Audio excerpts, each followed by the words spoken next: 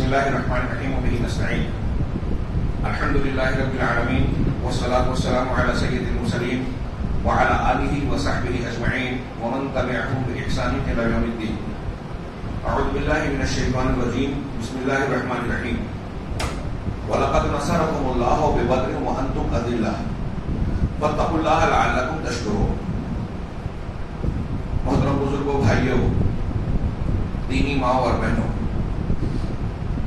آج رمضان المبارک کے آخری عشرے کی پہلی طاق رات ہے.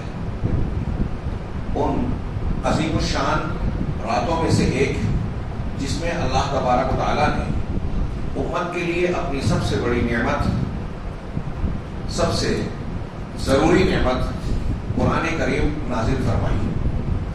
اور اسی مناسبت سے اس رات کی لیلۃ القدر کا نام پڑا، اور اس کی اتنی اہمیت ہے کہ اس ایک رات میں اگر بندہ عبادت کی توفیق پا جائے، ایمان اور احتساب کی شرط کے ساتھ، ایمان ہو، ثواب کی امید یعنی اخلاص ہو، اس کے ساتھ اگر وہ اس عبادت کو پا لے تو 1000 مہینوں سے زیادہ افضل عبادات کا اجر و ثواب ملے گا. ظاہر سی بات ہے کہ یہ کوئی معمولی فضیلت اور معمولی اجر و ثواب نہیں ہے. یقیناً نبی کریم صلی اللہ علیہ وسلم نے بجا فرمایا کہ ہمارا ایمان ہے کہ جو شخص اس رات کی فضیلت سے محروم ہو گیا، یقیناً وہ بہت ہی محروم اور بدقسمت ہے. لہذا ہم تمام کو اس رات میں بڑھ چڑھ کر اللہ کی عبادت کرنا چاہیے. اور اسی مناسبت سے یہ مجلس کا انعقاد یہاں کے لوگوں نے رکھا ہے کہ لوگوں میں ذوق پیدا کیا جائے، شوق پیدا کیا جائے. اور اس مناسبت سے آج کے پہلی شب میں ہم نے ایک عنوان منتخب کیا ہے جو تھوڑا سا اس رات کی مناسبت سے معلوم نہیں ہوتا، لیکن اس میں ہمارے لیے عبرت و نصیحت کے بہت سارے پہلو ہیں. جناب محمد رسول اللہ صلی اللہ علیہ وسلم کا نمونہ، اسلام کے عروج کی ابتدائی کیفیت، اور ساتھ ہی ساتھ صحابہ کرام رضوان اللہ علیہم اجمعین کی ایمانی قربانیاں، اللہ پر توکل اور اللہ کے راستے میں جو ان کا جوش اور جذبہ تھا، ہمیں اس جوش اور جذبے کی ضرورت ہے.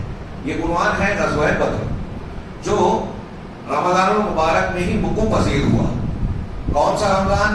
اسی سال جس سال 2 ہجری میں رمضان کے روزے فرض ہوئے، زکوٰۃ فرض ہوئی باقاعدہ. اسی سال 17 تاریخ کو یہ عظیم الشان معرکہ پیش آیا. اس کی اہمیت کے لیے اگر صرف ایک بات بیان کی جائے تو کافی ہے کہ اللہ تبارک و تعالیٰ نے اس غزوے کے تناظر میں اپنے کلام پاک میں ایک پوری مکمل سورت نازل فرمائی، سورۃ الانفال. 90 پارے میں آپ اس کو پڑھتے ہیں. سورۃ الانفال جو سورہ توبہ سے پہلے ہے، اللہ تبارک و تعالیٰ نے یہ پوری سورہ نازل فرمائی، 90 سے 10 میں جاتی ہے.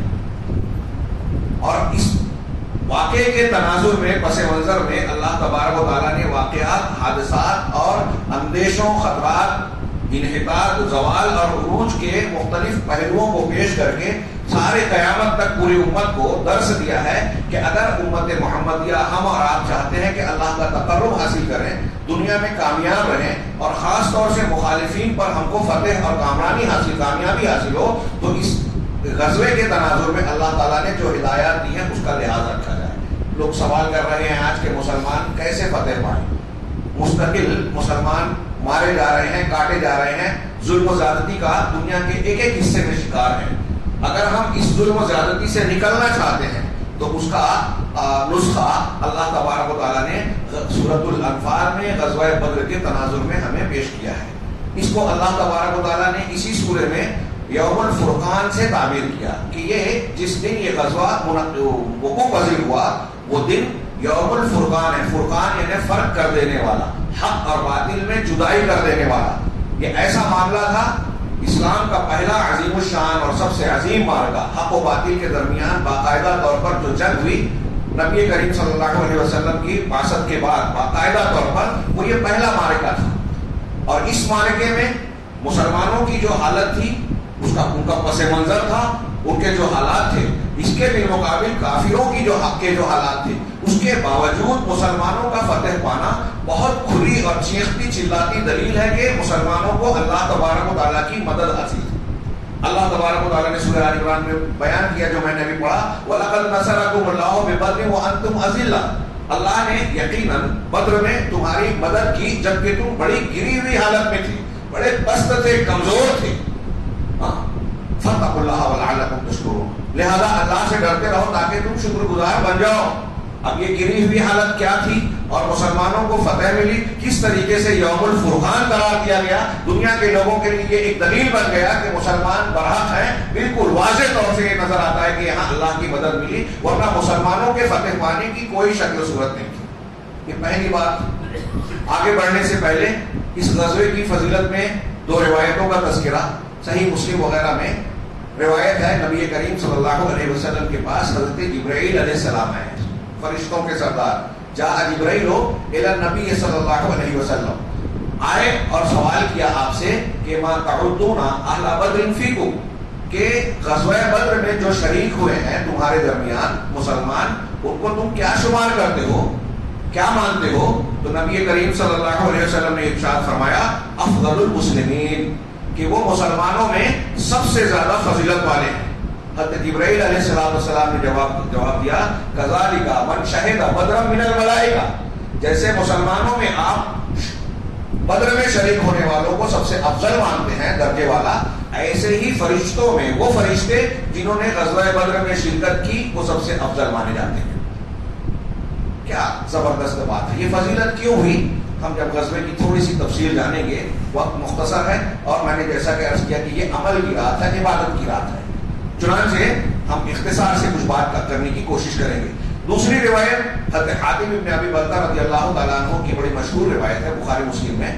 انہوں نے اللہ کے نبی صلی اللہ علیہ وسلم کا راز مکہ والوں کی طرف بھیجا.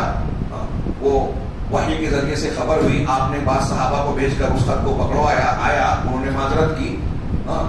تو آخر میں جب یہ بات کھل گئی کہ انہوں نے اللہ کے رسول کا راز بھیجنے کی کوشش کی تھی, عمر فاروق رضی اللہ تعالیٰ عنہ نے کہا دعنی یا رسول اللہ اضرب عنق هذا المنافق انه قد خان اللہ ورسولہ, اللہ کے رسول مجھے ان کی گردن اڑانے کی اجازت دیجیے, یہ منافق ہیں, انہوں نے اللہ اور اس کے رسول کی خیانت کی.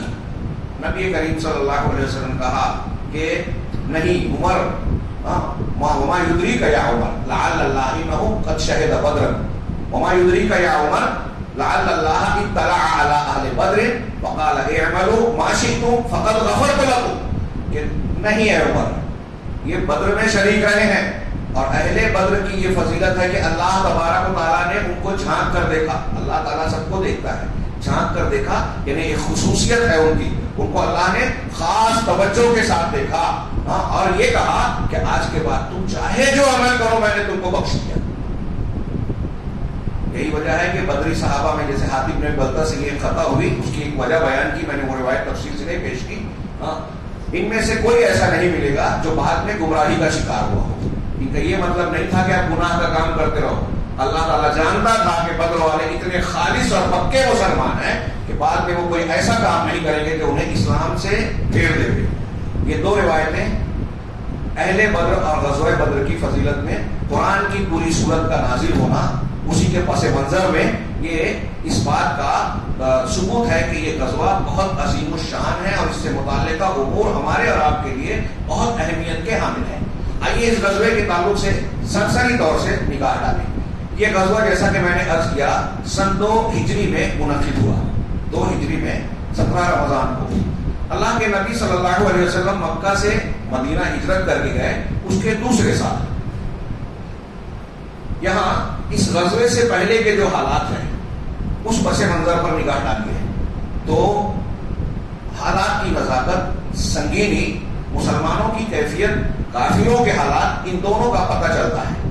نبی کریم صلی اللہ علیہ وسلم نے جس دن سے مکہ میں دعوت کا آوازہ بلند کیا اور دعوت پیش کی, توحید کی, اس دن سے اہل مکہ اور تمام مشرکین مکہ آپ کے انتہائی شدید مخالف ہو گئے اور جو مخالفت میں کر سکتے تھے, آپ کو اذیت دینا, آپ کو الزام دینا, نفسیاتی تکلیف دینا, جسمانی تکلیف دینا, مختلف قسم کے مذاق اور ٹھٹھوں کا نشانہ بنانا, ہر طرح کی تکلیف دی، یہاں تک کہ قتل کی کوششیں کی، لالچ کیا، بائیکاٹ کیا، دھمکی دی، شادی کی پیشکش کی اور سردار بنانے کی پیشکش کی. آپ کے اوپر جو ایمان لانے والے صحابہ کرام ابتدائی دور کے ان کو انتہائی شدید قسم کی اذیتیں جو کر سکتے تھے کیا. بالآخر اللہ تبارک و تعالیٰ نے آپ کو ہجرت کا موقع کی اجازت دی اور آپ مدینہ کی طرف تشریف لے گئے. اس موقع پر کفار مکہ نے اعلان کیا کہ جو محمد رسول اللہ صلی اللہ علیہ وسلم اور ابوبکر صدیق آپ کے ساتھی کو زندہ یا مردہ لائیں گے، ایک کے بدلے میں 100 اونٹ کا انعام ملے گا. اللہ کے نبی صلی اللہ علیہ وسلم تقریباً آخر کے شخص تھے جو اسلام لانے والوں میں ہجرت کر رہے ہیں. آپ کے جانے کے بعد حضرت علی، حضرت ابوبکر صدیق کے گھر کے چند افراد، چند لوگ بچے، باقی سب لوگ ہجرت کر گئے تھے.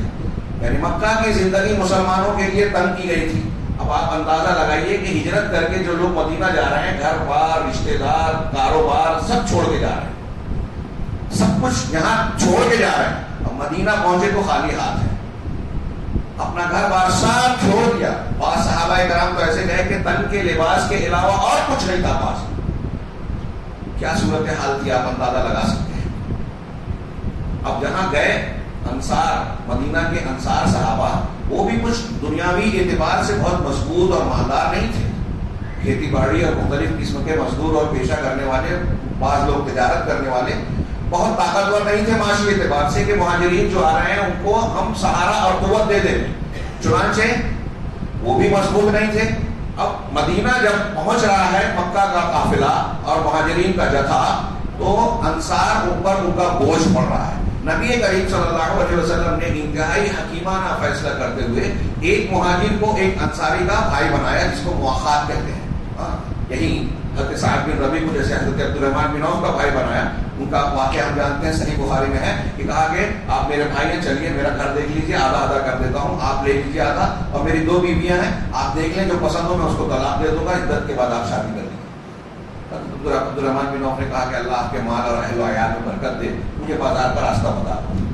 دنیا میں کوئی سگا رشتہ اس طریقے کا قربانی دینے کا آج نمونہ پیش نہیں کر سکتا جیسے ان صحابہ کرام نے کیا تھا. یہ اللہ کے نبی صلی اللہ علیہ وسلم کی تدبیر تھی. ایک صحابی کا بھائی بن کے اس کی دیکھ ریکھ کرے تو کسی پر بوجھ نہیں پڑے گا. پھر نبی کریم صلی اللہ علیہ وسلم نے مدینہ کے اطراف کے یہودیوں سے گویا حلیفی کی. وہ دل میں آپ کے خلاف بغض اور عناد رکھتے تھے، جو مختلف موقعوں پر ظاہر ہوا دغا، مکر اور فریب اور مخالفت کی شکل میں، آپ کو زہر دینے کی شکل میں، زہر دینے کی، دے کر مار دینے کی کوشش کی شکل میں. وہ آپ کے خیر خواہ نہیں تھے، مسلمانوں کو کا بھلا نہیں چاہتے تھے. تو اطراف میں یہودی تھے. وہاں جب مہاجرین گئے، رسول اللہ صلی اللہ علیہ وسلم پہنچے تو لوگوں نے آپ کو مدینہ کا گویا ذمہ دار سردار بنا دیا. آپ کے پہنچنے سے پہلے عبداللہ بن ابی بن سلول کی تاجپوشی ہونے والی تھی. آپ کے جانے سے وہ رک گئی، لہذا اس کے دل میں بھی بغض و عناد تھا. یہ پہلے نہیں ظاہر ہوئے، لیکن غزوہ بدر کے بعد انہوں نے باقاعدہ نفاق اختیار کیا. تو مدینہ کے اندر منافقین، پڑوس میں یہودی، اور پھر اطراف میں مشرک قبائل اور اس طرح کے کچھ ایسے قبائل جو قذافی کیا کرتے تھے. انہیں اس بات کا ڈر تھا کہ اگر مدینے میں مسلمانوں کی حکومت بن گئی تو ہمارے کاروبار، ہمارا یہ معاملہ چوپٹ ہو جائے گا، ہم لوگوں کی لوٹ پاٹ نہیں کر پائیں گے، لہذا ان کو یہاں مضبوط نہیں ہونے دینا چاہیے. اس تناظر میں آپ غور کیجیے، عبداللہ بن ابی بن سلول کو مکہ والوں نے خط و کتابت کے ذریعے سے اپنا ساجی بھی بنا رکھا تھا. ان سے خط و کتابت چلتی رہتی تھی اور وہ اس کوشش میں تھے کہ جہاں موقع ملے ہم مسلمانوں کو جڑ سے اکھاڑ کر پھینک دیتے. اس کا اندازہ آپ اس سے لگائیے کہ اس پیریڈ میں جو میں بیان کر رہا ہوں، اللہ کے نبی صلی اللہ علیہ وسلم کے مدینہ چلے جانے کے باوجود بعد بھی خوف اور خطرہ ایسا ہوتا تھا کہ نبی صلی اللہ علیہ وسلم روزانہ صحابہ کرام کی بعض ٹکڑیوں کو مقرر کرتے تھے. وہ راتوں میں مدینہ کے گرد گشت لگاتے تھے، طلایہ گردی کرتے تھے کہ کہیں کوئی دشمن اچانک رات کے اندھیرے میں مدینہ پر حملہ نہ کر دے، کیونکہ ایسی کوشش مکہ کے ایک گروہ نے اس سے پہلے کی تھی. اس دوران کتنے خوف اور خطرے کی بات تھی. اس درمیان ایسے حالات میں مسلمان ابھی مضبوط نہیں ہیں، ٹوٹے پھوٹے ہیں، ہر طرف سے خطرات ہیں. اور پھر جو بھی شخص مسلمان ہو کے مدینہ جانا چاہتا ہے، اہل مکہ اس کا سب کچھ چھین چھان لیتے تھے. کوئی ان کے ہاتھ لگ گیا تو اس کے ساتھ ظلم زیادتی کرتے تھے. ایسے میں دونوں میں معاملہ کشاکشی کا جاری تھا. اللہ کے نبی صلی اللہ علیہ وسلم کو خبر ملی کہ ایک تجارتی قافلہ ابو سفیان کی قیادت میں جو اس وقت کافر تھے اور ان کے سرداروں میں سے ایک بڑے سردار تھے، وہ شام کی طرف جا رہا ہے، اس میں بڑا مال ہے۔ اللہ کے نبی صلی اللہ علیہ وسلم بذات خود کمان سنبھال کر ایک سریہ، ایک جتھا لے کر ان کے پیچھے گئے، لیکن وہ بچ کر شام کی طرف نکل گیا۔ کچھ دنوں کے بعد وہی قافلہ تجارتی مال لے کر واپس لوٹا، اس میں بہت کچھ مال تھا، کہتے ہیں 267 کلو سونا 1000 اونٹ پر لگا ہوا تھا اور کچھ اور بھی تجارتی سامان۔ یہ لے کر جب وہ لوٹنے لگے، نبی کریم صلی اللہ علیہ وسلم نے 2 صحابی سعید بن زید اور حضرت طلحہ رضی اللہ عنہما، ان دونوں کو بھیجا کہ ان کی خبر لائی جائے۔ مقام عورت تک وہ پہنچے، ان کے راستے پر آگے کی طرف تھا، مدینہ سے کافی آگے اس وقت، تو وہاں سے جب ابو سفیان کا قافلہ گزرا جو بہت مال و اسباب کا تھا، میں نے بتایا کہ 1000 اونٹ، 267 کلو سونا اور دوسرے سامان، صرف 40 آدمی اس کی حفاظت پر مامور تھے، قیادت ابو سفیان کے ہاتھ میں تھی۔ جب وہ قافلہ گزرا تو دونوں صحابی تیزی سے نبی کریم صلی اللہ علیہ وسلم کے پاس تشریف لائے مدینہ، اور بتایا کہ ایسا ایسا معاملہ ہے۔ آپ نے متعدد صحابہ کرام کو کہا چلو ہم قافلے کی طرف نکلتے ہیں۔ قافلے کے لیے اس کے تعاقب میں اللہ کے نبی صلی اللہ علیہ وسلم نے اعلان کیا جو صحابہ اکٹھا ہو سکے وہ آپ کے ساتھ ہو لیے۔ اس سے پہلے کئی اس قسم کی سرگرمیاں جاری تھی، کئی مہمات جا چکی تھی، یعنی ٹکڑیاں، تو صحابہ کرام بہت سارے ایسا سمجھے کہ جیسے اس سے پہلے کی کچھ سرگرمیاں ہیں ان کا تعاقب کرتے ہوئے ویسا یہ معاملہ ہوگا۔ اس وقت کسی کے وہم و گمان میں نہیں تھا، خود نبی کریم صلی اللہ علیہ وسلم کے علم میں نہیں تھا کہ آگے چل کے ایک بڑی جنگ کا معاملہ درپیش ہو سکتا ہے، اس کا امکان ہے۔ ابھی قافلے کے تعاقب میں نکلے تھے جو جنگی صلاحیت کا حامل نہیں تھا، 40 افراد پر مشتمل تھا۔ نبی کریم صلی اللہ علیہ وسلم اپنے صحابہ کے ساتھ نکلے اس قافلے کے لیے۔ ادھر آپ نکلے، ادھر ابو سفیان کو بھی اس بات کا خطرہ تھا، اسے خوب بو تھی، اس نے کچھ افراد کو خبریں حاصل کرنے اور اطلاعات فراہم کرنے کے لیے متعین کر رکھا تھا، اور ذہین اور چالاک تھا۔ اسے اندازہ لگ گیا کہ نبی کریم صلی اللہ علیہ وسلم مدینے کی قافلہ لینے کے لیے نکلے ہیں، قافلے کا تعاقب کرنے اور اسے روکنے کے لیے نکلے ہیں۔ چنانچہ انہوں نے فوراً ایک آدمی کو، زمزم نام کا شخص تھا، اس کو کچھ پیسے دیے اور کہا کہ تیزی سے مکہ جا کے اہل مکہ کو اس بات کی اطلاع دو کہ محمد صلی اللہ علیہ وسلم اور ان کے ساتھی تمہارے قافلے کو گھیرنا چاہتے ہیں۔ وہ تیزی سے گیا اور پہنچ کر مکہ میں، جیسے اس دور کا رواج تھا، اپنے اونٹ کا منہ چیرا، اپنا کپڑا پھاڑا اور تیزی سے چلانے لگا اور کہنے لگا کہ مکہ والوں، قافلہ قافلہ، محمد اور ان کے ساتھیوں نے تمہارے قافلے کی طرف کا تعاقب کیا ہے۔ یہ سننا تھا کہ مکہ میں ہلچل مچ گئی، سارے لوگ جوش اور جذبے غصے میں آ گئے۔ کیا محمد اور ان کے ساتھیوں نے اس قافلے کو بھی ابن حضرمی کا قافلہ سمجھا ہے، ایک کسریہ سمجھا ہے؟ یہ پہلے ایک واقعہ ہو چکا تھا، عبداللہ بن جہش کی قیادت میں ان کا ایک آدمی مارا گیا تھا اور ان کا مال لوٹا گیا تھا مسلمانوں کے ہاتھ۔ یہاں رک کے میں ایک بات کی وضاحت کروں کہ کچھ لوگ یہ جملہ کہتے ہیں کہ نبی کریم صلی اللہ علیہ وسلم اور صحابہ کرام ان کو لوٹنے کے لیے گئے تھے۔ یہ لفظ آپ کے لیے مناسب اور درست نہیں ہے، اور یہاں جیسا کہ ہم کہہ رہے ہیں قافلے کی طرف گئے، ٹھیک ہے، لیکن کوئی یہ سمجھے کہ مال و اسباب کے لیے جا رہے تھے۔ اگر اس پس منظر کو آپ سامنے رکھیں جو میں بیان کر رہا ہوں اور جو اس وقت کے حالات تھے، تو یہ الزام قطعی طور سے درست نہیں ہے اور نہ اسلام میں اس طرح کی کارروائی جائز ہے۔ حالات یہ تھے کہ اہل مکہ اور مدینہ کے لوگ حالت جنگ میں تھے اور مکہ والے مسلسل مسلمانوں کو اذیت اور تکلیف پہنچانے کی کوشش میں لگے ہوئے تھے۔ ان کو جہاں موقع ملتا، جیسا کہ میں نے عرض کیا، مسلمانوں کو نقصان پہنچانے میں پیچھے نہیں ہٹتے تھے، اور کوئی شخص مسلمان ہوتا تو اس کا مال اسباب چھین لیتے۔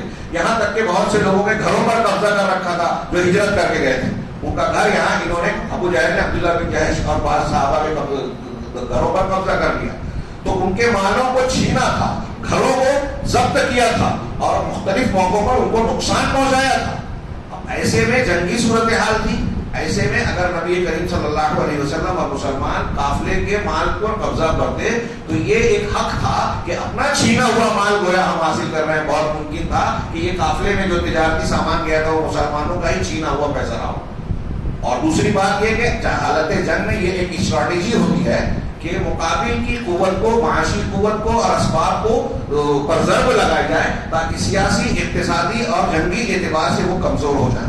چنانچہ اس کو اس تناظر میں دیکھنا چاہیے کہ دونوں قوموں کے بیچ جنگی کی صورتحال تھی۔ نبی کریم صلی اللہ علیہ وسلم اس بنیاد پر نکلے تھے.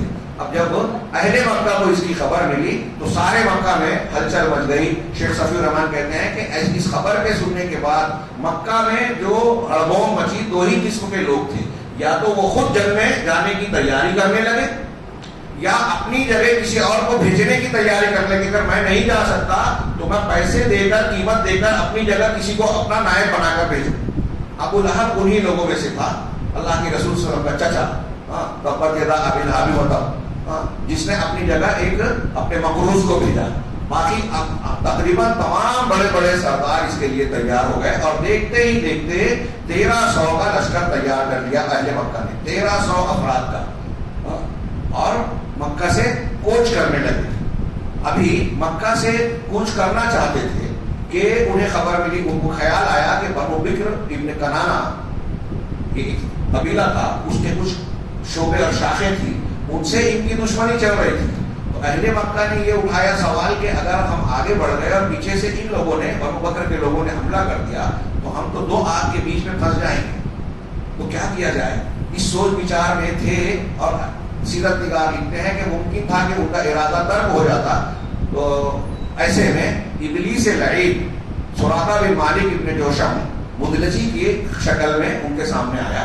یہ بنو بکر کے سرداروں میں سے ایک سردار تھے سراقہ, ان کی شکل میں آیا اور کہا کہ میں بنو بکر کی طرف سے آیا ہوں اور تم کو اس بات کا یقین دلاتا ہوں کہ ہمارا قبیلہ تمہارے خلاف کوئی کارروائی نہیں کرے گا, پیچھے سے کوئی حملہ نہیں کرے گا, بلکہ میں تو تمہارے ساتھ ساتھ چلوں گا, اور چلو ہم ان مسلمانوں کی اینٹ سے اینٹ بجا دیتے ہیں. اس کے بعد یہ قافلہ آگے بڑھا. ادھر جب یہ آگے بڑھا, مکہ سے باہر نکل گیا, ادھر ابو سفیان بہت ہوشیاری سے خبریں اور اطلاعات فراہم کر رہے تھے. وہ بدر کے پاس بڑھ کر خود گئے, وہاں ایک شخص سے سوال کیا کہ تم نے یہاں مسجد بن عامر نام کا شخص تھا, اس سے پوچھا کہ یہاں تم نے کوئی سرگرمیاں دیکھی ہیں محمد اور مدینہ اور یثرب والوں کے بارے میں. کہا میں نے کوئی خاص چیز تو نہیں دیکھی, لیکن وہ فلاں ٹیلا جہاں چشمہ ہے اس ٹیلے کے پاس کر میں نے دیکھا تھا کہ دو لوگ آ کے اپنی سواریاں اونٹ کھڑا کیا اور انہوں نے اپنے مشکیزوں میں پانی بھرا اور پھر چلے گئے. ابو سفیان لپک کر وہاں پہنچا اور وہاں زمین پر تلاش کیا تو اونٹ کی مینگنی, لید جس کو کہتے ہیں, آپ لوگ کیا کہتے ہیں, اونٹ کی لید وہاں پڑی ہوئی تھی. اس کو اٹھایا, اس کو کھولا تو اندر گٹھلی تھا, کھجور کی گٹھلیاں. تو کہا کہ اللہ کی قسم یہ تو یثرب کی ہی گٹھلیاں ہیں, مطلب یہ جو لوگ آئے تھے یثرب یعنی مدینہ کے لیے, مدینہ کا پہلے نام یثرب تھا, یہ تو یثرب کی گٹھلیاں ہیں. اس کا مطلب یہ کہ وہ لوگ یہاں تک پہنچ چکے ہیں. یہ دیکھنا تھا کہ ابو سفیان پیچھے آیا, اپنے قافلے کا راستہ تبدیل کر کے بدر کا حصہ بائیں جانب چھوڑ کر ایک پہاڑی خطے سے دوسرے راستے کی طرف, ساحل کی طرف مڑ گئے اور پھر مسلمانوں کے ہاتھ سے بچ نکلا. وہاں پہنچنے کے بعد ایک شخص کو اس نے متعین کیا اور کہا کہ جا کے مکہ والوں کو اس بات کی خبر کر دو کہ تمہارا قافلہ بچ گیا ہے, محفوظ نکل گیا ہے, تم چاہو تو رک سکتے ہو, واپس ہو سکتے ہو. ابو سفیان کا یہ پیغام مقام جحفہ پر ابو جہل کے لشکر کو ملا. 1300 کا یہ لشکر ابو جہل کی قیادت میں آگے بڑھ رہا تھا. یہ 1300 لوگ تھے. اونٹوں کی تعداد کتنی تھی صحیح طریقے سے معلوم نہیں, کئی 100 گھوڑے تھے, 1000 زرہیں تھی, 100 سے زیادہ گھوڑے, 1000 زرہیں تھی, اور بہت کچھ سامان اور مال و اسباب کے ساتھ لدا ہوا تھا. یہاں جب ان کو خبر ملی کہ ابو سفیان کا قافلہ بچ چکا ہے, جس کو بچانے کے لیے ہم نکلے ہیں, تو لوگوں نے کہا کہ اب ہمیں واپس چلنا چاہیے. ابو جہل اکڑ گیا کہ نہیں, ہم واپس نہیں جائیں گے, ہم یہاں سے بدر پہنچیں گے, وہاں جشن منائیں گے, ہم اونٹوں کو ذبح کریں گے, کھائیں گے, لونڈیاں اور باندیاں ہمارے لیے رقص کریں گی, گانے گائیں گی, اور ہم اپنے قوت اور جوش کا مظاہرہ کریں گے. عربوں میں ہمارے اس اجتماع اور جشن کا چرچا ہوگا اور لوگ ہمارے اس بات کو ہمیشہ یاد رکھیں گے. اس سے علاقے میں ہماری دھاک بیٹھے گی, ہماری قوت کی دھاک بیٹھے گی. یہ جب اس نے کہا تو اس کے باوجود بنو زہرہ کے سردار حلیف اور سردار اخنس ابن شریح نام کے شخص تھے, جو بنو زہرہ ایک قبیلہ تھا, اس کے 300 افراد تھے جو اس میں شریک تھے. انہوں نے کہا بنو اخنس بن شریح نے کہ جب ہم قافلے کے لیے نکلے تھے اور قافلہ بچ نکلا ہے تو ہمیں جانے کی ضرورت نہیں ہے, ہم واپس ہوتے ہیں. وہ نہیں مانے, اور اپنے 300 ساتھیوں کو لے کر آ گئے. بنو زہرہ کا ایک فرد بھی اس میں شریک نہیں تھا. بعد میں وہ اپنے اس سردار کا ہمیشہ شکریہ ادا کرتے تھے کہ بدر میں نہ لے جا کر تم نے ہمیں بچا لیا. چنانچہ ابو جہل آگے بڑھا. بنو زہرہ کے ساتھ ساتھ بنو ہاشم کے کچھ لوگوں کو زبردستی لے جایا گیا تھا, وہ بھی لوٹنا چاہتے تھے. ابو جہل نے جب سنا تو کہا کہ خبردار اس قبیلے کے بنو ہاشم کا کوئی ایک فرد بھی واپس نہ جانے پائے جب تک ہم نہیں لوٹیں گے, یہ بھی نہیں لوٹیں گے. ان کو زور زبردستی کر کے آگے بڑھ گئے, نکل گئے. ادھر نبی کریم صلی اللہ علیہ وسلم نے بھی حضرت وسیس اور عدی رضی اللہ عنہ, 2 صحابی جو بنو جوہینہ کے تھے, ان کو خبریں لانے کے لیے بھیج رکھا تھا, مقرر کر رکھا تھا. اب جیسی جیسی خبریں ملتی گئی نبی کریم صلی اللہ علیہ وسلم کو اس بات کا اندیشہ ہو گیا کہ اب یہ قافلہ ہمارے ساتھ سے نکل گیا, اور صورتحال یہ بن رہی ہے کہ شاید جنگ کی نوبت آ جائے اور ایک بڑی مٹھڑ ہوگی. جب آپ مقام زعفران پر پہنچے تو اب یہ خبریں بالکل پختہ ہو چکی کہ مکہ کا لشکر ہمارے ساتھ سامنے آ رہا ہے, اور جو ہے وہ جو قافلہ ہے وہ ہمارے ہاتھ سے بچ کر نکل چکا ہے. اب مقابلہ کرنا بھی ضروری تھا, واپس ہوا نہیں جا سکتا تھا. اس کی کئی وجوہات وہ وجوہ تھی. اگر بدر کے علاقے میں مکہ والے ابو جہل کے پروگرام کے مطابق آ کر جشن مناتے تو نتیجہ کیا نکلتا, واقعی علاقے میں ان کی دھاک بیٹھ جاتی اور مسلمانوں کی حیثیت انتہائی یعنی کمزور ہو جاتی. کوئی انہیں خاطر میں نہیں لاتا. ان کے جتنے جو لوگ جو قبیلے مسلمانوں کے دشمن تھے, مسلمانوں کے خلاف کھڑے ہو جاتے, ان پر کبھی بھی حملہ کر سکتے تھے اور دعوت کا کام رک جاتا. کوئی آدمی نیا مسلمان ہونے کے لیے تیار نہیں ہوتا. چنانچہ نبی کریم صلی اللہ علیہ وسلم کی ذہانت جو کہ دنیا میں بے مثال ہے, آپ کی ذہانت سب سے ذہین شخص دنیا کی, یہ کہہ رہی تھی کہ اب اس لشکر کا مقابلہ کرنا ناگزیر ہے. اگر ہم نے نہیں کیا تو مسلمانوں کی دعوت اور مسلمان خود بے حیثیت ہو جائیں گے اور اہل مکہ ہم پر چڑھ دوڑیں گے. اور اس بات کی بھی گارنٹی نہیں تھی کہ بدر میں آ کر جشن منانے والے مکہ کا لشکر اور فوج وہاں سے آگے بڑھ کے مدینہ میں گھر میں گھس کر مسلمانوں پر حملہ نہ کرے. یہ ایک خطرہ موجود تھا. لہذا نبی کریم صلی اللہ علیہ وسلم نے خطرے کو بھانپا اور مجلس شورا منعقد کی. لوگوں کو اپنے صحابہ کرام میں جو جرنیل اور بڑے قسم کے جانکار لوگ تھے مہاجر و انصار میں, ان سب کو اکٹھا کیا اور پھر کہا اشیروا علیہ ایھا الناس. یہ صورتحال ایسی ہو گئی ہے کہ اب ہمیں جنگ کرنا پڑے گی. ایسی صورت میں کچھ صحابہ کرام کو یہ بات ناگوار معلوم ہوئی کہ ہم یہ کیسے, ہم تو قافلے کے لیے نکلے ہیں, جنگ کی تیاری سے جنگ کے خیال سے نکلے ہی نہیں تھے. ہمارا معاملہ انتہائی پست ہے. چند تلواریں تھی, پورے لشکر میں صرف 2 گھوڑے تھے, 70 اونٹ تھے. اس اونٹ پر بھی چلنے کے لیے 3 آدمی مشترک تھے. ایک اونٹ پر 3 لوگ. اللہ کے نبی صلی اللہ علیہ وسلم, حضرت علی اور مرثد ابن ابی مرثد غنوی, یہ 3 لوگ باری باری سوار ہوتے تھے ایک اونٹ پر. اگر وہ کہتے اللہ کے رسول آپ کی آپ بیٹھے رہیے, ہم اپنی باری, آپ مجھے کہتے کہ نہیں, نہ میں تم سے کمزور ہوں, نہ اجر و ثواب کی خواہش مجھے کم ہے, لہذا اپنی اپنی باری پر سب بیٹھیں گے. تو نبی کریم صلی اللہ علیہ وسلم کا یہ نمونہ بھی تھا. تو اونٹ بھی کم, ہتھیار بھی کم, گھوڑے بھی کم, اور جنگ کی تیاری سے نکلے بھی نہیں تھے. اب جب یہ خبر آتی ہے تو کچھ لوگوں نے نبی کریم صلی اللہ علیہ وسلم سے بحث کرنے کی کوشش کی. اللہ تبارک و تعالیٰ نے سورۃ الانفال میں فرمایا اسی نقشے کو کھینچتے ہوئے, کما اخرج ربک من بیتک بالحق, جیسا کہ اللہ تعالیٰ نے تم کو تمہارے گھر سے حق کے ساتھ نکالا. اب یہاں جیسا کہ اس سے پہلے مال غنیمت کے سلسلے میں صحابہ میں جو جھگڑا ہوا اس کا تذکرہ کیا, اور اس جھگڑے کی بنیاد پر اللہ نے مال غنیمت کو, انفال جو سورہ انفال نام ہے نا, نفل کی جمع ہے, زائد, یہ مال غنیمت کے لیے استعمال کیا گیا ہے. اس امت کے لیے ایک زائد حلال چیز ہے, پچھلی امتوں میں یہ حرام تھا. اس لیے آخرت کے اجر و ثواب سے زائد یہ دنیا کا کبھی کبھی انسان کو, مسلمانوں کو مال غنیمت ملتا ہے, اس لیے اس کو نفل یا انفال کہا گیا. تو اس سلسلے میں اللہ کا یہ فیصلہ ہوا کہ یہ اللہ اور اس کے رسول کا حق ہے, اور جب بعد میں یہ معاملہ ہوا تو مسلمانوں کو سمجھ میں آیا کہ یہی ہمارے لیے بہتر تھا. ایسے ہی اللہ تعالیٰ کہہ رہا ہے کہ یہ معاملہ بھی تمہارے لیے بہتر ہے, اگرچہ کہ تم ناپسند کر رہے تھے. اللہ نے کہا کہ جس طریقے سے اللہ نے تمہارے گھر سے حق کے ساتھ نکالا, وَإِنَّ فَرِيقًا مِنَ الْمُؤْمِنِينَ لَكَارِهُونَ, حالانکہ مسلمانوں کی ایک جماعت, ایک گروہ, چھوٹا سا گروہ تھا جو اس کو ناپسند کر رہا تھا کہ ارے ہم تو قافلے کے لیے نکلے تھے, جنگ کیسے کرنا پڑے گی. یجادلونک فی الحق بعد ما تبین, یہ بات واضح ہو جانے کے بعد کہ اب اللہ تعالیٰ کا فیصلہ اور رسول کا فیصلہ بھی یہ ہے کہ مقابلہ کیا جائے.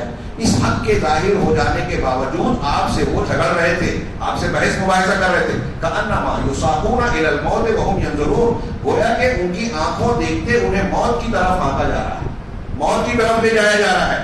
ہاں یہ نقشہ اللہ تبارک و تعالیٰ نے کیا. لیکن اللہ نے آگے کہا وَإِذْ يَعِدُكُمُ اللَّهُ إِحْدَى الطَّائِفَتَيْنِ، یہ صورتحال تو تھی لیکن اللہ تبارک و تعالیٰ تم سے دو گروہوں میں سے ایک کا وعدہ کر رہا تھا. یہ قافلہ ہے، یہ مکہ والوں کا لشکر ہے، یہ دو گروہ تھے، ان میں سے دو میں سے ایک تمہارے ہاتھ آنا ہے، یہ اللہ کا وعدہ ہے. انہا لکم، کہ وہ تمہیں ملے گا. وتودون ان غیر ذات الشوکۃ تکون لکم، لیکن تم یہ چاہتے تھے کہ جو غیر مسلح، جس کے پاس ہتھیار اور قوت نہیں ہے، وہ گروہ تمہارے ہاتھ آئے، اس میں تو مال و دولت اور اسباب ہے.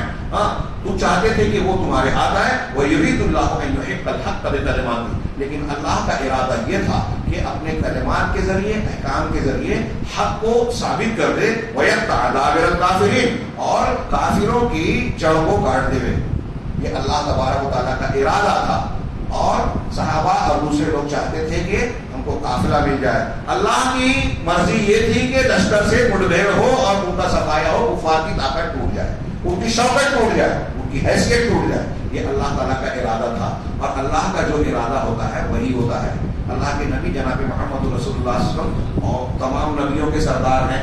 صحابہ کرام کو سادات الاولیاء کہا جاتا ہے، اور وہ ہے جتنے دنیا میں اولیاء ہیں ان میں سب سے اونچا درجہ صحابہ کا ہے. اب اولیاء کرام جو چاہ رہے ہیں قافلہ ملے، اللہ چاہ رہا ہے کہ لشکر سے ٹکراؤ ہو. ہوا کیا؟ جو اللہ نے چاہا. آج ہمارے یہاں کچھ لوگ، یہ دیکھیے یہ واقعات قرآن میں ہیں، ہمارے یہاں کچھ لوگ ایسا سمجھتے ہیں کہ اگر کسی کو اولاد نہیں ہے، فلاں ولی بزرگ کی قبر میں چلے جائیں تو وہ ہمیں دلا دیں گے. اللہ تعالیٰ نہیں چاہتا، ولی دلا دیں گے. کیا آپ نے اللہ کو ایسا سمجھا ہے کہ اس کے ارادے لوگوں کے دباؤ سے، محبت سے یا کسی کے بیچ میں آنے سے بدل جاتے ہیں دنیا کے بادشاہوں کی طرح؟ اگر آپ ایسا سمجھتے ہیں تو آپ نے اللہ کو پہچانا ہی نہیں. وہ فعال لما یرید ہے، اس کے ارادے کے خلاف کوئی جائے یہ ہو ہی نہیں سکتا. اور اولیاء صالحین انبیاء کوئی بھی اللہ کا فیصلہ بدل نہیں سکتا. یہ اس کے ہاں ہم کو معلوم ہوتا ہے کہ اختیارات اللہ کے ہاتھ میں ہیں. چنانچہ اللہ نے جو چاہا وہی ہوا. اب کیا ہوا؟ اللہ کے رسول صلی اللہ علیہ وسلم صحابہ کو صورتحال بتا رہے ہیں اور مشورہ کر رہے ہیں. اشیروا علی ایھا الناس. ابو بکر صدیق رضی اللہ تعالیٰ عنہ اٹھے، اچھی بات کہی، آپ نے انہیں دعا دی، وہ بیٹھ گئے. حضرت عمر فاروق رضی اللہ تعالیٰ عنہ اٹھے، اچھی بات کہی، ان کو بھی دعا دی، بیٹھ گئے. آپ نے پھر سے کہا کہ لوگ مجھے مشورہ دو. یہ مقام زعفران پہ پڑاؤ ڈالے ہوئے ہیں آپ. مکہ، مدینہ اور بدر کے بیچ کا ایک مقام ہے، وادی ہے. اللہ کے رسول صلی اللہ علیہ وسلم وہاں بھی پوچھتے. اب حضرت مقداد بن اسود کھڑے ہوئے اور انہوں نے کہا کہ اللہ کے رسول، اللہ تعالیٰ نے آپ کو جیسی رہنمائی کی ہے اور آپ کا جو فیصلہ ہے آپ اس کو کر گزریں اور اپنے فیصلے پر رواں دواں رہیں، آگے بڑھیے. ہم آپ سے وہ جواب نہیں دیں گے جو بنی اسرائیل نے اپنے نبی موسیٰ علیہ السلام سے دیا تھا کہ اذهب انت وربک فقاتلا انا ھاہنا قاعدون، کہ آپ اور آپ طرف جائیں، لڑیں، ہم یہاں بیٹھے ہوئے ہیں. ہم آپ سے یہ نہیں کہیں گے اللہ کے رسول، ہم یہ کہیں گے کہ اللہ کے رسول اللہ اور آپ بڑھیں، لڑیں، ہم آپ کے ساتھ ساتھ ہیں. اگر آپ برکے جماعت تک بھی جائیں گے تو لڑتے بھڑتے ہم آپ کے ساتھ وہاں بھی چلنے کے لیے تیار ہیں. بہت دور گچھ ہے. مقداد بن اسود کو اللہ کے رسول نے دعا دی، بیٹھ گئے. پھر آپ نے کہا اشیروا علی ایھا الناس، کہ لوگوں مجھ کو مشورہ دو. آپ کا مقصد یہ تھا کہ انصار کی طرف سے جواب آئے، کیونکہ یہ جو جتھا اور مسلمانوں کا جو گروہ پہنچا تھا اس میں بڑی تعداد انصار ہی کی تھی. مہاجرین 82، 83 یا 84 تھے ٹوٹل. باقی سارے جو ہے وہ انصاری تھے، مدینہ کے لوگ تھے. اس میں اوس قبیلے کے 60 یا کچھ اس سے کم و بیش، اور خزرج کے 170. کل ملا کے 313، 315 یا بعض نے 319 کی تعداد بتائی، جس میں سے کچھ لوگوں کو بعد میں اللہ کے رسول صلی اللہ علیہ وسلم نے 2-4 لوگوں کو مدینہ اور کچھ کاموں پر بھیجا. تو عموماً ہم کہتے ہیں کہ 313 مسلمان اس میں موجود تھے. نبی کریم صلی اللہ علیہ وسلم، مہاجرین، یہ ابو بکر صدیق، عمر فاروق، مقداد بن اسود، یہ تینوں مہاجرین میں سے تھے. آپ انصار کا جواب چاہتے تھے اس لیے کہ بیعت عقبہ میں مدینہ میں جب ان لوگوں نے بیعت اور معاہدہ کیا تھا کہ اللہ کے رسول آپ مدینہ آئیے، ہم آپ کی اپنے بچوں بال بچوں سے بڑھ کر حفاظت کریں گے، تو اس وقت تو اس میں یہ بات تھی کہ مدینہ میں ہم آپ کی حفاظت کریں گے. اور یہ جنگ مارکہ مدینہ کے باہر پیش آ رہا تھا. نبی کریم صلی اللہ علیہ وسلم کا اخلاق دیکھیے کہ ایگریمنٹ اور معاہدے کے اعتبار سے انصار مدینہ میں ہمارا دفاع کرنے کے پابند ہیں، اور معاملہ مدینہ کے باہر ہے تو ہم ان سے ان کی مرضی پوچھ لیں کہ آپ لوگ اس کے لیے تیار ہیں کہ نہیں ہے۔ جب چوتھی مرتبہ 3 لوگوں کے جواب کے بعد آپ نے یہی کہا تو انصار کے ایک سردار اور علم بردار جن کو جھنڈا بھی دیا گیا تھا، سعد بن معاذ رضی اللہ تعالیٰ، انہوں نے کھڑے ہو کر کہا کہ ایسا لگتا ہے کہ اللہ کے رسول آپ کا روح سخن ہماری طرف ہے۔ آپ نے کہا ہاں، میں آپ کا جواب چاہتا ہوں۔ اس پر حضرت سعد بن معاذ نے کہا کہ اللہ کے رسول ہم نے تو آپ پر ایمان لایا، آپ کی تصدیق کی اور آپ کے ساتھ سموعت عہد کا عہد و پیمان کر لیا ہے۔ اب ہمیں اس بات کی کوئی پرواہ نہیں کہ آپ کس سے دوستی اور کس سے دشمنی کرتے ہیں۔ آپ جس سے چاہیں جڑے ہم بھی جڑیں گے، جس سے چاہیں کٹے ہم بھی کٹیں گے، جس سے چاہتے ہیں مقابلہ کریں ہم بھی مقابلے کے لیے تیار ہیں۔ ہم میں سے کوئی ایک آدمی بھی اگر آپ کہیں کہ فلاں سمندر میں کود جاؤ تو ایک آدمی بھی ہم میں پیچھے نہیں رہے گا۔ اللہ کے رسول کل اگر دشمن سے ہماری ٹکر ہوتی ہے، مقابلہ ہوتا ہے، تو آپ ہمیں جنگ میں بامرد اور جوان مرد پائیں گے، بہادری کے انشاءاللہ ایسے جوہر دکھائیں گے جس سے آپ کی آنکھیں ٹھنڈی ہو جائیں گی۔ ایک روایت ان کے یہ بھی الفاظ ہے کہ اللہ کے رسول آپ کے ساتھ دینے کا تو ہم نے وعدہ کیا ہے، آپ کے ساتھ ساتھ ہے، اب آپ کا جو فیصلہ ہے آپ کا اور اللہ کا وہ آپ اس کے کرنے میں پیش قدمی کیجیے، آگے بڑھیے۔ ہم میں سے کوئی ایک آدمی بھی پیچھے نہیں رہے گا، میں پورے انصار کی طرف سے کہہ رہا ہوں۔ اللہ کے رسول آپ جس سے دوستی کرنا چاہتے ہیں کریں، ہم تیار ہیں، جس سے دشمنی کریں گے ہم تیار ہیں۔ اور اللہ کے رسول ہمارا جو مال آپ کو چاہیے لے لے، جو چاہیے چھوڑ دے لے، اور اللہ کی قسم جو مال آپ لیں گے وہ ہمارے نزدیک زیادہ پسند ہوگا اس مال سے جو چھوڑ دیں گے۔ کیسے الفاظ ہیں فدائیت کے، کیا جذبات ہیں۔ یہ صرف زبانی دعویٰ نہیں تھا، وہاں کرنے کا مقام تھا، اس مقام پر کہہ رہے ہیں۔ اور پھر کہا کہ اگر آپ برگ حماد تک چلے تو ہم چلنے کو تیار ہیں، آپ اگر کہیں گے کہ سمندر میں کود جاؤ تو ہم کودنے کے لیے تیار ہیں۔ یہ سن کر نبی کریم صلی اللہ علیہ وسلم کا چہرہ خوشی سے دمکنے لگا، آپ پر نشاط آ گیا، اور آپ نے کہا کہ اللہ کے نام سے چلو، اللہ تبارک و تعالیٰ نے مجھے 2 میں سے 1 گروہ کا وعدہ کیا ہے، انشاءاللہ تو ہم کو فتح نصیب ہوگی۔ اور پھر وہاں سے آگے بڑھے اور پھر چلتے چلتے بدر سے قریب پہنچ کر پڑاؤ ڈالا، وہاں سے جاسوسی کا انتظام کیا۔ ادھر اہل مکہ کا لشکر بھی پہنچ کر بدر کے ایک پہاڑی کے پیچھے اس نے پڑاؤ ڈالا۔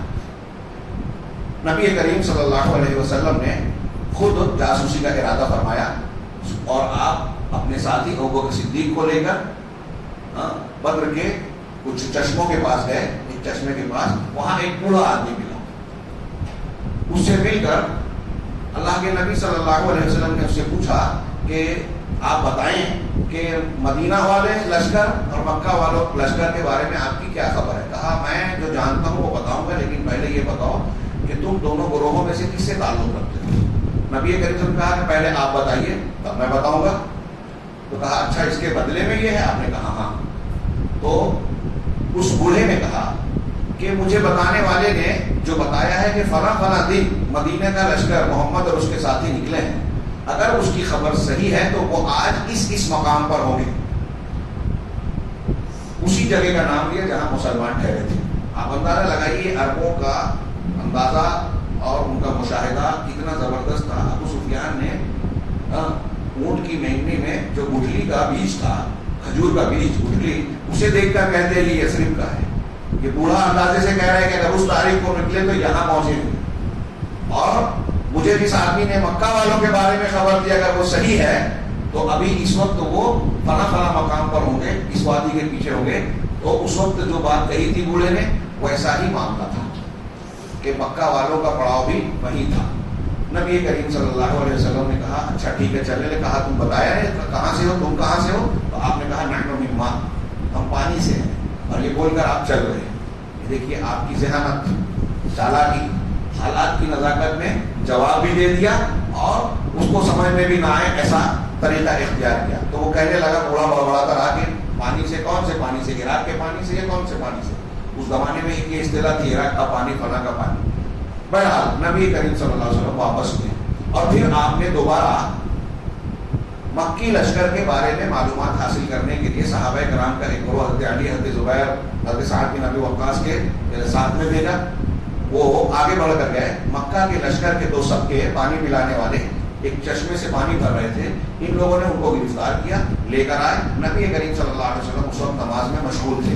یہ ان کو مارنے لگے اور پوچھنے لگے کہ بتاؤ تم قافلے کے آدمی ہیں لشکر کے؟ تو انہوں نے کہا کہ ہم لشکر میں پانی پلانے والے ہیں. تو انہوں نے مارنا شروع کیا. بعض صحابہ کرام نے کہ نہیں تم سچ بتاؤ. اور جب انہوں نے مار کھانے کے بعد یہ کہا کہ ہم جو ہے قافلے کے آدمی ہیں, ابو سفیان کے قافلے کے. ان کے دل میں ابھی بھی بعض صحابہ کے دل میں یہ خواہش تھی کہ قافلہ ہمیں ہاتھ آ جائے تو اچھا رہے گا. تو وہ چاہتے تھے کہ یہ قافلے کی طرف نسبت کریں. تو جب انہوں نے یہ کہا کہ ہم قافلے والے ہیں تو مارنا روک دیا. نبی کریم صلی اللہ علیہ وسلم نے سلام پھیرا اور صحابہ کرام کو بطور عتاب کہا کہ جب وہ سچ بول رہے تھے تو تم ان کو مار رہے تھے, اور جب انہوں نے جھوٹ کہا تو تم نے مارنا چھوڑ دیا. اور پھر ان دونوں سے کے بارے میں کہا کہ یہ دونوں لشکر کے ہی آدمی ہیں. پھر ان دونوں سے پوچھا کہ بتاؤ لشکر اس وقت کہاں پر پڑاؤ ڈالا ہے؟ کہا اس پہاڑی کے پیچھے سامنے جو دور کی بدر کی وادی میں نظر آ رہی. کہا کتنے لوگ ہیں؟ کہا بہت لوگ ہیں. کہا تعداد کتنی ہے؟ کہا ہم تعداد نہیں جانتے. کہا اچھا یہ بتاؤ, نبی کریم صلی اللہ علیہ وسلم سوال کر رہے ہیں کہ روزانہ کتنے اونٹ ذبح ہوتے ہیں؟ تو کہا ایک دن 9 اونٹ ذبح ہوتے ہیں اور ایک دن 10 اونٹ ذبح ہوتے ہیں. 9 معززین مکہ اس کام پر مامور تھے کہ کھانے پینے کا انتظام کیا جائے. تو انہوں نے بتایا کہ ایک دن 9 اونٹ ذبح ہوتے ہیں, ایک دن 10 اونٹ ذبح ہوتے ہیں. تو نبی کریم صلی اللہ علیہ وسلم نے کہا کہ تب قوم کی تعداد 900 سے 1000 تک ہے. 900 اور 1000 کے بیچ میں ہے. اور یہ بات صحیح تھی. 1300 نکلے تھے, 300 واپس ہو گئے تھے, تقریباً 1000 تھے. مسلمانوں کی تعداد سے تقریباً 3 گنا زیادہ, تقریباً نہیں کھلے طور پر 3 گنا زیادہ تھے, 3 پٹ. پھر تعداد میں بھی 3 گنا زیادہ اور ہتھیار اور سامان میں بھی مسلمانوں سے بہت زیادہ. چنانچہ نبی کریم صلی اللہ علیہ وسلم نے انہیں جانے دیا. آپ نے ان سے یہ بھی سوال کیا کہ مکہ والے لشکر میں مکہ کے کون کون سے سردار اور اہم لوگ ہیں؟ تو انہوں نے نام لیا عتبہ, شیبہ, ابو الحکم بن حارث نے, ہشام بن ہشام یعنی ابو جہل, ابو البختری, عقبہ بن ابی معین, اور بہت سارے سرداروں کا نام لیا. نبی کریم صلی اللہ علیہ وسلم نے ان کے جواب سن کے صحابہ کرام کی طرف رخ کیا اور کہا کہ یہ مکہ ہے جس نے اپنے جگر کے ٹکڑوں کو تمہارے سامنے ڈال دیا ہے. اس کے بعد نبی کریم صلی اللہ علیہ وسلم نے اپنے لشکر کو کچھ کا حکم دیا اور آگے بڑھ کر رات کے وقت جو ہے بدر کے چشمے کے قریب پہنچے اور پڑاؤ ڈالنا چاہا. سیرت کی کتابوں میں ایک روایت ہے جسے محدثین میں سے بعض کلام کرتے ہیں کہ یہ صحت کے درجے کو نہیں پہنچتی, کہ حباب ابن منذر رضی اللہ تعالیٰ عنہ ایک صحابی ہے, انہوں نے سوال کیا اللہ کے رسول یہ بتائیے کہ یہ اللہ کا حکم ہے کہ آپ یہاں پڑاؤ ڈال رہے ہیں یا آپ جنگی حکمت عملی اور تدبیر کے طور پر ایسا کر رہے ہیں؟ تو آپ نے کہا حکمت عملی کے طور پر. تو کہا کہ تب یہ ٹھیک نہیں ہے. دیکھیے کتنا اگر روایت کو صحیح مانا جائے تو صحابہ کا انداز کیسا ہے. اگر اللہ کا حکم ہے تو ہمیں کچھ نہیں کہنا ہے, لیکن اگر غور و فکر کی بات ہے تو ہمیں رائے دینا چاہتے ہیں, مشورہ دینا چاہتے ہیں.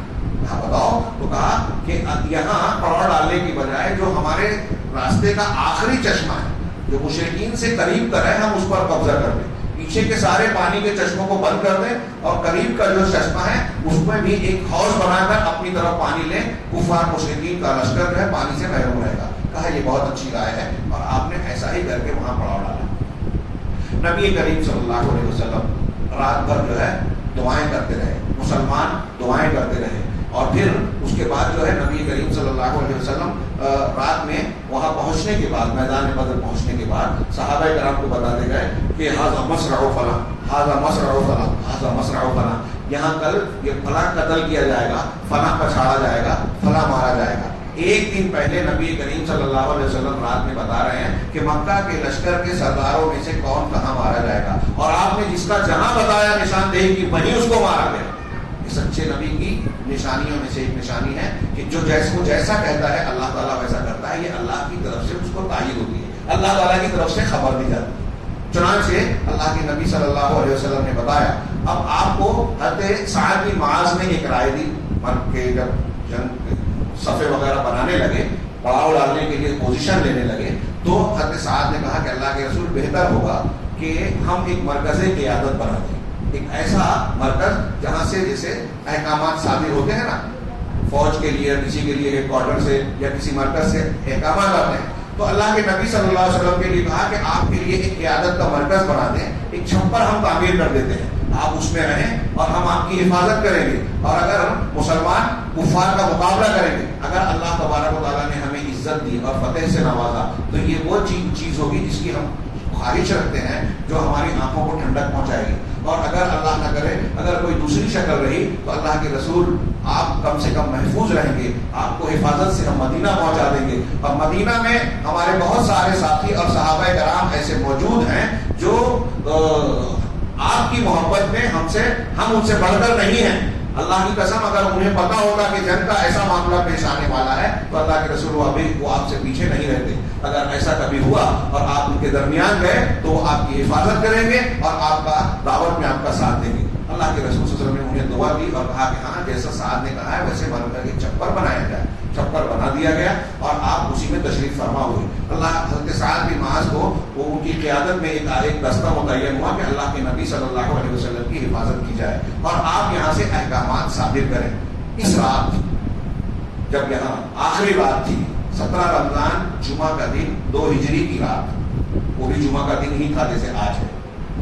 چنانچہ یہ اس سے پہلے والا دن جمعہ تو سنیچر شروع ہو گیا. تو جمعہ کا دن 17 رمضان اللہ تبارک و تعالیٰ نے اس رات بڑی موسلا دھار بارش برسائی. کفار و مشرکین کی طرف یہ موسلا دھار ہوئی اور مسلمانوں کی طرف فوار کی شکل میں ہوئی.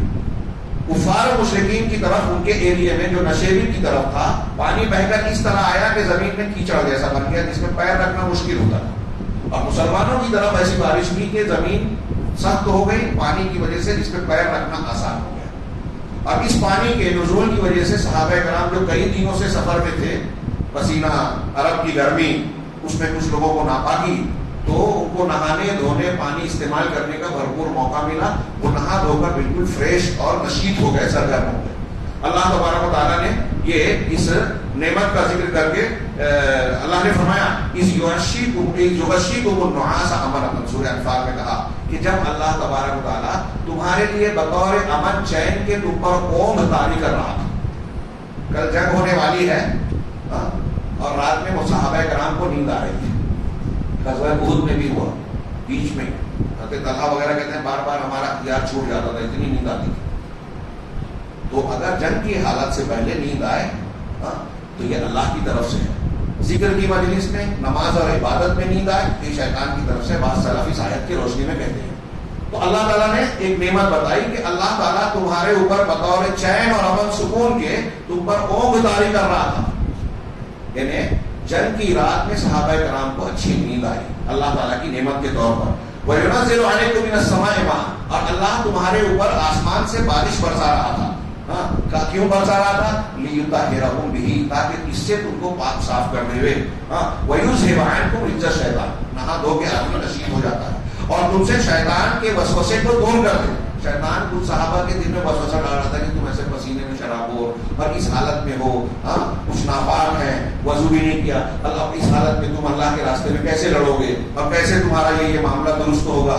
تو یہ وسوسے بھی دور کر کے اللہ تعالیٰ نے بارش برسا کر وَيُذْهِبْ عَنكُم رِجْزَ الشَّيْطَانِ وَلِيَرْبِطَ عَلَىٰ قُلُوبِكُمْ، اور تاکہ تمہارے دلوں کو مضبوط بنا دے. وَيُثَبِّتَ بِهِ الْأَقْدَامَ، اور تمہارے قدموں کو جما دے. اللہ تبارک و تعالیٰ نے یہ اپنی نعمتوں کا ذکر کیا جو مسلمانوں پر شب بدر نازل فرمائی. چنانچہ اب جب صبح ہوئی اللہ کے نبی صلی اللہ علیہ وسلم صفوں کو سیدھا کرنا شروع کرتے ہیں. صفوں کو آپ سیدھا کر رہے ہیں. ایک صحابی اسود بن غزیہ، سواد بن غزیہ، یہ لائن سے سب سے تھوڑا آگے تھے. اللہ کے رسول صلی اللہ علیہ وسلم کے ہاتھ میں چھوٹا سا تیر تھا. آپ نے اس تیر سے ان کے پیٹ پر دباؤ ڈالا اور کہا کہ اسود پیچھے، سواد پیچھے ہو جاؤ. انہوں نے کہا کہ اللہ کے رسول آپ نے مجھے تکلیف دی، اس کا بدلہ دیجیے، کے ساتھ دیجیے. آپ نے اپنا کپڑا اٹھا دیا اور کہا کہ ٹھیک ہے بدلہ لے لو. انہوں نے حضرت سواد اللہ کے رسول صلی اللہ علیہ وسلم سے لپٹ گئے اور آپ کے پیٹ کو جو ہے بوسہ دینے لگے. اللہ کے رسول صلی اللہ علیہ وسلم نے پوچھا کہ یہ کیا بات ہے؟ تو انہوں نے کہا کہ اللہ کے رسول کیا صورتحال ہے آپ دیکھ رہے ہیں، پتہ نہیں کل ہم بچیں گے یا نہیں بچیں گے، لہذا ہم بچتے ہیں یا نہیں بچتے ہیں، لہذا میں نے چاہا کہ میرا آخری معاملہ یہ ہو کہ میرا جسم آپ کے جسم سے بس کرتا ہے. اللہ کے رسول صلی اللہ علیہ وسلم نے انہیں دعا دی، سب بندی کی اور پھر جنگی اعتبار سے کچھ اہم ہدایات فرمائی کہ دیکھو جب دشمن دور رہے تو اپنے تیر نہیں چلانا، تیر کو ضائع نہیں کرنا. جب وہ جتھے کی شکل میں قریب آ جائیں تب تیر چلانا، اور جب تم پر چھا جائیں تب تلوار چلانا. اور جب تک تم کو حکم نہ دیا جائے تب تک جوابی حملہ نہیں کرنا، پہلے تم صرف دفاع کرنا. یہ بڑی زبردست حکمت عملی تھی، باریک باتیں. ادھر اللہ کے رسول صفے درست کر رہے ہیں، ادھر مکہ کی طرف بھی تیاری ہو رہی ہے. وہاں بھی کئی معاملات ہوئے. ان لوگوں نے وہاب بن عمیر جمحی کر کے ایک شخص تھا، عمیر بن وہاب جمحی، اس کو بھیجا کہ جاؤ اندازہ لگاؤ کہ مسلمانوں کی تعداد کتنی ہے. سورہ انفال میں آگے بیان کیا گیا کہ کافروں کو اللہ تعالیٰ نے مسلمانوں کا لشکر پہلے کم دکھایا اور جب جنگ شروع ہو گئی تو بڑھا کر دکھایا. کم پہلے اس لیے دکھایا کہ جنگ سے بھاگے نہیں، اور بعد میں جب لڑائی شروع ہو گئی زیادہ اس لیے دکھایا کہ ان کے دلوں میں خوف اور دہشت بیٹھ جائے. وہ ہے عمیر بن وہب، وہ جمحی گیا، لمبا چکر لگایا پورے مسلمانوں کے لشکر کا گھوڑے پہ سوار ہو کر، اور واپس آیا اور اس نے کہا کہ میرے اندازے کے مطابق 300 سے کچھ زیادہ یا کم ہو گئی، لگ بھگ 313 تھے. لیکن اس نے کہا کہ ابھی رک جاؤ، ایک مرتبہ میں اور دیکھ لوں گا کہیں کوئی چھپی ہوئی کمک اور ان کی مدد کے لیے کوئی اور دستہ تو نہیں ہے. پھر وہ دور تک سفر کر کے واپس لوٹا اور اس نے کہا کہ مکہ والوں، ان کے ساتھ کوئی اور کمک اور مدد والا گروہ تو نہیں ہے، یہ اتنے ہی لوگ ہیں، لیکن میں دیکھ رہا ہوں کہ یہ جو یثرب کے جو اونٹ ہے یہ اپنے اوپر بلائیں لاتے ہوئے ہیں، اور مجھے محسوس ہو رہا ہے کہ ان میں کا کوئی ایک آدمی بھی اس وقت تک قتل نہیں ہوگا جب تک تم میں سے کسی کو قتل نہ کر. اس لیے اس بارے میں اچھی طرح غور و فکر کر لو، کیونکہ اگر ہمارے لوگ یہ سردار اور بڑے بڑے لوگ قتل کر دیا جائے تو پھر اس کے بعد جینے کا کیا فائدہ. اچھی طرح غور کر لو. ادھر حکیم بن حزام جو بعد میں بہت اچھے مسلمان بنے تھے، حکیم بن حزام رضی اللہ تعالیٰ، اس وقت کافروں میں بدر کے لشکر میں آئے تھے اور بعد میں قسم کھا کھا کے کہتے تھے، وہ جو حوض تھا نا مسلمانوں نے قبضہ کیا تھا، اس سے کس نے پانی پینے کی کوشش کی؟ سب مارے گئے سوائے حکیم بن حزام کی، حرام کی. وہ کہتے تھے، قسم کھاتے تھے تو کہتے تھے کہ اس اللہ کی قسم، اس ذات کی قسم جس نے بدر کے دن مجھے بچا دیا.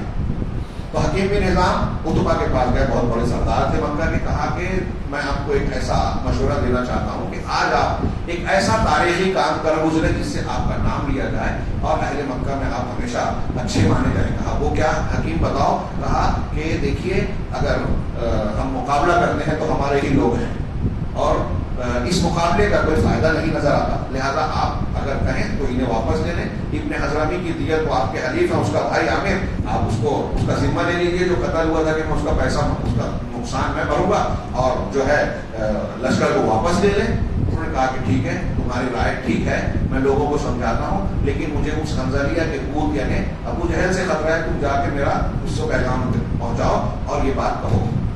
ادھر عتبہ نے لوگوں کو کہا کہ لوگوں، محمد اور ان کے ساتھیوں کو سے لڑ کر تم کوئی کارنامہ انجام نہیں دو گے.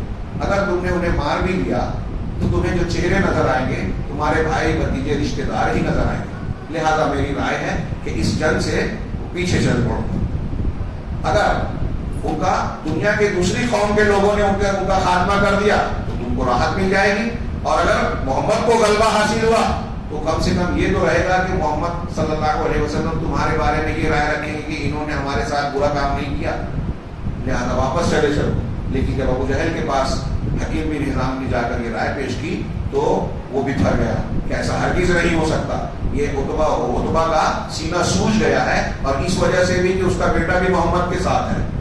حضرت ابو حذیفہ پرانے مسلمان تھے جو عتبہ کے بیٹے تھے، کہا ان کے ساتھ ہے اس لیے اس کا سینہ سوج گیا ہے. یہ ان مدینہ والے لوگوں کو عتبہ جو ہے اونٹ خور سمجھتا ہے، ہم انہیں سبق سکھا کر چھوڑیں گے. اور پھر اس کے فوراً بعد وہ ابن علا کے بھائی کے پاس پہنچا ابو جہل، اور اس نے کہا کہ دیکھو یہ تمہارا حلیف عتبہ جو ہے یہ واپس لے جانا چاہتا ہے، تم اپنے بھائی کا انتقام لینے کے لیے شور مچاؤ. اس نے اپنا پیچھے کا حصہ کپڑا ہٹا کر کھولا اور چیخنے چلانے لگا، واہ عمرہ واہ عمرہ واہ عمرہ، اور لوگوں میں اس سے جوش بڑھ گیا کہ ہم تو مقابلہ کریں گے. اور اس کے بعد سارے لوگ تیار ہو گئے، ساری کوششیں بیکار ہو گئی. اب دونوں صفیں، دونوں گروہ جو ہے آمنے سامنے آ گئے. ابھی لشکر آمنے سامنے کھڑے ہیں کہ ایک شخص اسود کیا ہے عمرو بن عبد الاسد ایسا کچھ نام ہے، وہ بڑا اڑیل اور ضدی تھا. اس نے کہا کہ جو مسلمانوں کا حوض ہے میں جا کر اس سے پانی پیوں گا یا اپنی جان دے دوں گا یا اس حوض کو توڑ دوں گا. اور یہ کہہ کر وہ آگے بڑھا، اس حوض کے قریب پہنچا کہ حضرت امیر حمزہ رضی اللہ تعالیٰ عنہ نے آگے بڑھ کر اس کے پیر پر ایک وار کیا. اس کے پیر کی جو ایک نیچے کی پنڈلی کا حصہ کٹ کر اڑ گیا اور اس کا رخ کفار مکہ قریش مکہ کی طرف تھا جس سے خون کا فوارہ نکل پڑا، اور پھر بھی وہ گھسٹ کر حوض کی طرف بڑھتا رہا، حضرت امیر حمزہ نے اس کو قتل کر دیا کہ وہ حوض میں ہی ڈھیر ہو گیا۔ یہ منظر دیکھ کر مکہ والوں کو اور زیادہ تحش آیا، اور ان میں کے 3 لوگ عتبہ، شیبہ، ربیعہ، 2 بھائی تھے اور ایک ان کا باپ، ایک ہی خاندان کے 3 لوگ آگے آئے، جو عرب کا ایک طریقہ تھا، جنگ سے پہلے مبارزت للکار ہوتی تھی، اور انہوں نے للکارا کہ ہمارے سامنے مد مقابل کو بھیجو۔ انصار کے 3 لوگ عبداللہ بن رواحہ، معاذ اور دوسرے صحابی، تینوں سامنے آئے، پوچھا کہ تم کون لوگ ہو؟ کہا ہم مدینہ کے فلاں فلاں قبیلے کے ہیں۔ تو کہا تم اچھے لوگ ہو، اچھے مد مقابل ہو، لیکن ہمیں تم سے کوئی سروکار نہیں، ہمارے سامنے ہمارے لوگوں کو بھیجا جائے۔ تو اللہ کے نبی صلی اللہ علیہ وسلم نے کہا تم یا عبیدہ بن الحارث، تم یا علی، تم یا حمزہ۔ حضرت علی، حضرت حمزہ، حضرت عبیدہ بن حارث جو اللہ کے رسول کے رشتہ ہے، ان تینوں سے کہا کہ تم اٹھو، یہ تینوں مقابلے میں آئے۔ اللہ کے نبی صلی اللہ علیہ وسلم نے ان کو آگے بھیجا۔ اب ان میں سے شیبہ سے حضرت علی کا ولید سے حضرت علی کا مقابلہ ہوا، شیبہ سے حمزہ کا، اور ربیعہ سے حضرت عبیدہ کا۔ حضرت علی نے اور حضرت امیر حمزہ نے ایک وار میں اپنے مقابل کو جو ہے ڈھیر کر دیا، لیکن حضرت عبیدہ بن حارث اور ان کے مقابل کے درمیان حملے کا تبادلہ ہوا، ان کو بھی چوٹ لگی، ان کا پیر زخمی ہو گیا، لیکن اس دوران میں حضرت علی اور حضرت حمزہ نے آ کر ان کے مقابلے میں عتبہ کو بھی جو ہے ڈھیر کر دیا، اور حضرت عبیدہ کو اپنے کاندھے پر اٹھا کر مسلمانوں کی طرف لے گئے۔ بعد میں 4-5 دن کے بعد وہ ان کا پیر کٹ گیا تھا، نس کٹ گئی تھی، آواز بند ہو گئی تھی، 4-5 دن کے بعد ان کی شہادت ہو گئی مدینہ کی طرف لوٹتے ہوئے۔ چنانچہ یہ جنگ کا پہلا آغاز تھا۔ مکہ والوں نے جب دیکھا کہ ہمارے ایک آدمی پہلے مرا ہی تھا اور ایک 3 بڑے سردار یکبارگی قتل کر دیے گئے، ایک بھی اس میں بچ نہیں پایا، تینوں مسلمانوں نے تینوں ہمارے آدمیوں کو قتل کر دیا، یہ سننا دیکھنا تھا کہ ان کو وہ اپنے آپ پر قابو نہیں پا سکے اور حملہ کر دیا۔ اس دوران نبی کریم صلی اللہ علیہ وسلم نے اپنی ہدایات کی صف بندی کر کے آپ اپنے چھپر میں واپس آ چکے تھے، اور آپ اللہ تبارک و تعالیٰ سے دعائیں کرنے لگے۔ مسلمانوں میں اور کافروں میں مقابلہ شروع ہو گیا۔ اللہ کے نبی صلی اللہ علیہ وسلم کی ہدایت کے مطابق مسلمان دفاع کرتے رہے۔ اللہ کے نبی صلی اللہ علیہ وسلم چھپر میں دعا کر رہے ہیں، آپ نے دعا کرنے کے الفاظ جو بیان کیے، اللہم انجز لی ما وعدتنی، اے اللہ تو نے جو مجھ سے وعدہ کیا ہے وہ وعدہ پورا کر۔ اللہم انشدک عہدک ووعدک، اے اللہ میں تجھ سے تیرے وعدے اور تیرے عہد کا سوال کرتا ہوں۔ اللہم ان تہلک هذه العصابہ لا تعبد فی الارض ابدا، اے اللہ اگر یہ گروہ آج ہلاک ہو گیا تو زمین میں تیری عبادت نہیں ہوگی۔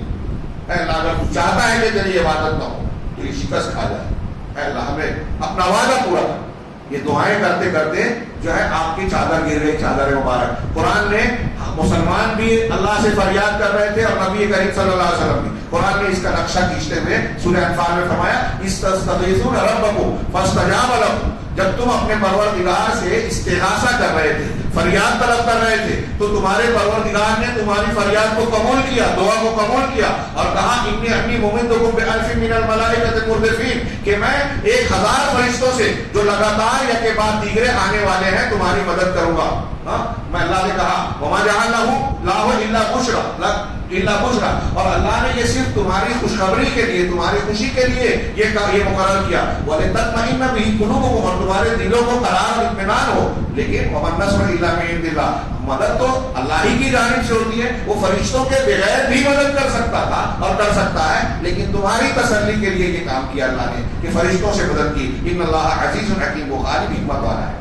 اللہ تعالیٰ کہہ رہا ہے، قرآن کہہ رہا ہے کہ تم جب استغاثہ کر رہے تھے، یہاں کئی سبق ہیں ہمارے لیے۔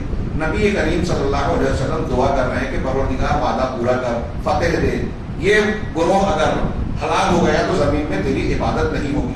کئی پہلو تھے، گھڑی مجھے روک رہی ہے کہ تفصیل میں جاؤں، اختصار کے ساتھ۔ سب سے پہلی چیز غور کیجیے کہ نبی کریم صلی اللہ علیہ وسلم اللہ کے نبی ہیں، سب سے اونچے درجے کے آدمی ہیں، یہ اللہ سے مانگ رہے ہیں، اللہ سے مانگ رہے ہیں، مطلب اختیارات اللہ کے ہاتھ میں جو ہے وہ رسول کے ہاتھ میں نہیں ہے۔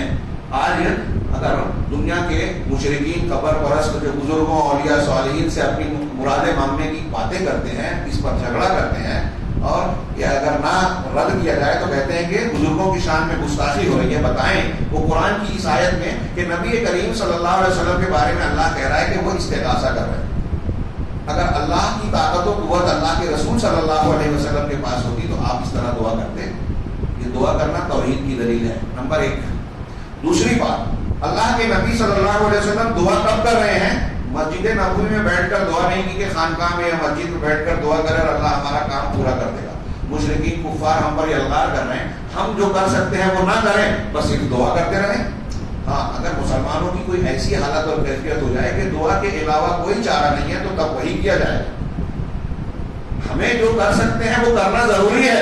دیکھیے حضرت موسیٰ علیہ السلام دریا کے پاس چلے گئے، فرعون کا لشکر پیچھے سے آ رہا ہے. اللہ تعالیٰ نے کیا کہا؟ اضرب بعصاک البحر، ہاں سمندر پر آپ اپنی لاٹھی ماریے.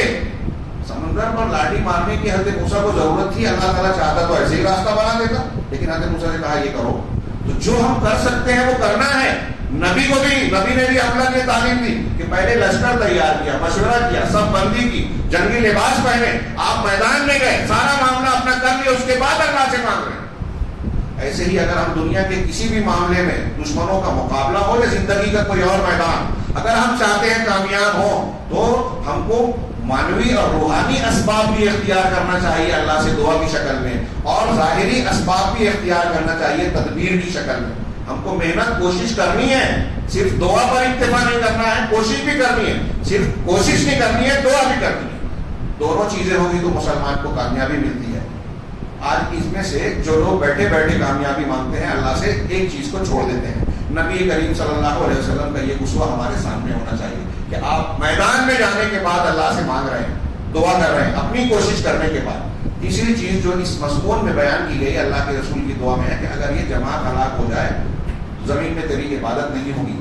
اس پر میں کافی تفصیلی گفتگو کرتا ہوں. عبدالحلیم اویس اور دوسرے عرب علماء نے بڑا زبردست مضمون بیان کیا اس کو کہ میں پہلے بھی جب پڑھتا تھا، بچپن میں جب یہ واقعہ پڑھتا تھا، یہ دعا پڑھتا تھا، دل میں ایک سوال اٹھتا تھا کہ اللہ کے رسول صلی اللہ علیہ وسلم نے یہ بات کیوں کہی کہ اگر بدر کے مسلمان شکست سے دوچار ہو جاتے غزوہ بدر میں تو زمین میں اللہ کی عبادت نہیں ہوتی. دوسرے لوگ بھی تو تھے، ساتھ بھی مان نے کہا تھا، پیچھے کچھ صحابہ کرام ہیں، تو آپ نے ایسا کیوں کہا؟ تو اس کی توجیہ جو میں نے تھوڑی سی کچھ تفصیلات میں ذکر کی انتہائی اختصار کے ساتھ کہ آپ وہ پس منظر سامنے لائیے. مسلمان کس پوزیشن میں تھے، کیسے نازک حالات میں تھے. مدینہ میں کمزوری کا شکار، مدینہ کے اندر مخالفین منافقین کی شکل میں کچھ مشرکین بھی ہیں، اطراف میں یہود کے 3 بڑے بڑے قبیلے جو بہت طاقتور تھے، وہ اس کے اطراف میں مدینہ کے ارد گرد میں جو بہت سارے قبائل تھے قذافین کے لوٹ مار کرنے والے، سب مسلمانوں کے خلاف خار کھائے بیٹھے تھے. ایسے میں اگر کفار مکہ مسلمانوں پر فتح پا جاتے تو ان کے ساتھ مل کر مسلمانوں کی اینٹ سے اینٹ بجا دیتے، ان کو خاطر میں نہ لاتے. مسلمانوں کی کوئی شوکت، کوئی قوت، کوئی وقار نہیں رہتا، کوئی عزت نہیں رہتی، جو چاہتا ان پر حملہ کرتا. اور ایسی صورتحال جب ہو جاتی تو کوئی نیا آدمی اسلام قبول کرنے کی جرات ہی نہیں کرتا کہ اگر میں مسلمان ہوا تو مارا کاٹا جاؤں گا، لوٹا جاؤں گا، میری کوئی عزت اور وقار نہیں رہے گا. اس تناظر میں آپ غور کیجئے، میں نے بہت اختصار سے بیان کیا. اگر مسلمان غزوہ بدر میں شکست کھا جاتے تو آج ہم اور آپ مسلمان نہیں رہتے، اسلام زندہ ہی نہیں رہتا. اللہ کے رسول کا یہ فرمان درست ہوتا کہ تیری عبادت نہیں ہوگی. نبی کریم صلی اللہ علیہ وسلم کی دعا کر رہے تھے، آپ کی چادر جو ہے گر گئی، پیچھے سے ابوبکر صدیق نے آ کے آپ کو اڑایا، صفحے درست کر کے ابوبکر صدیق کے ساتھ آپ اندر گئے تھے، اڑایا اور کہا کہ اللہ کے رسول بس کیجیے. اللہ تعالیٰ سے آپ نے بہت ہی لاہوزاری سے مانگا ہے، اللہ تعالیٰ آپ کی دعا کو رد نہیں کرے گا. پھر یہ بات کرتے کرتے نبی کریم صلی اللہ علیہ وسلم کو جھپکی آئی، آپ کو آنکھ سی اونگ سی لگی، اور پھر آپ اٹھے اور آپ انتہائی خوشی سے ہوئے. ابوبکر صدیق سے کہا کہ خوش ہو جاؤ، دیکھو میدان جنگ میں یہ حضرت جبرائیل گرد و غبار میں اٹے ہوئے ہیں، وہ گھوڑے پر سوار ہو کے سیدنا جبرائیل علیہ السلام آ رہے ہیں، اللہ تعالیٰ نے اپنی مدد بھیجی، فرشتوں کے ذریعے سے اپنی مدد بھیجی ہے.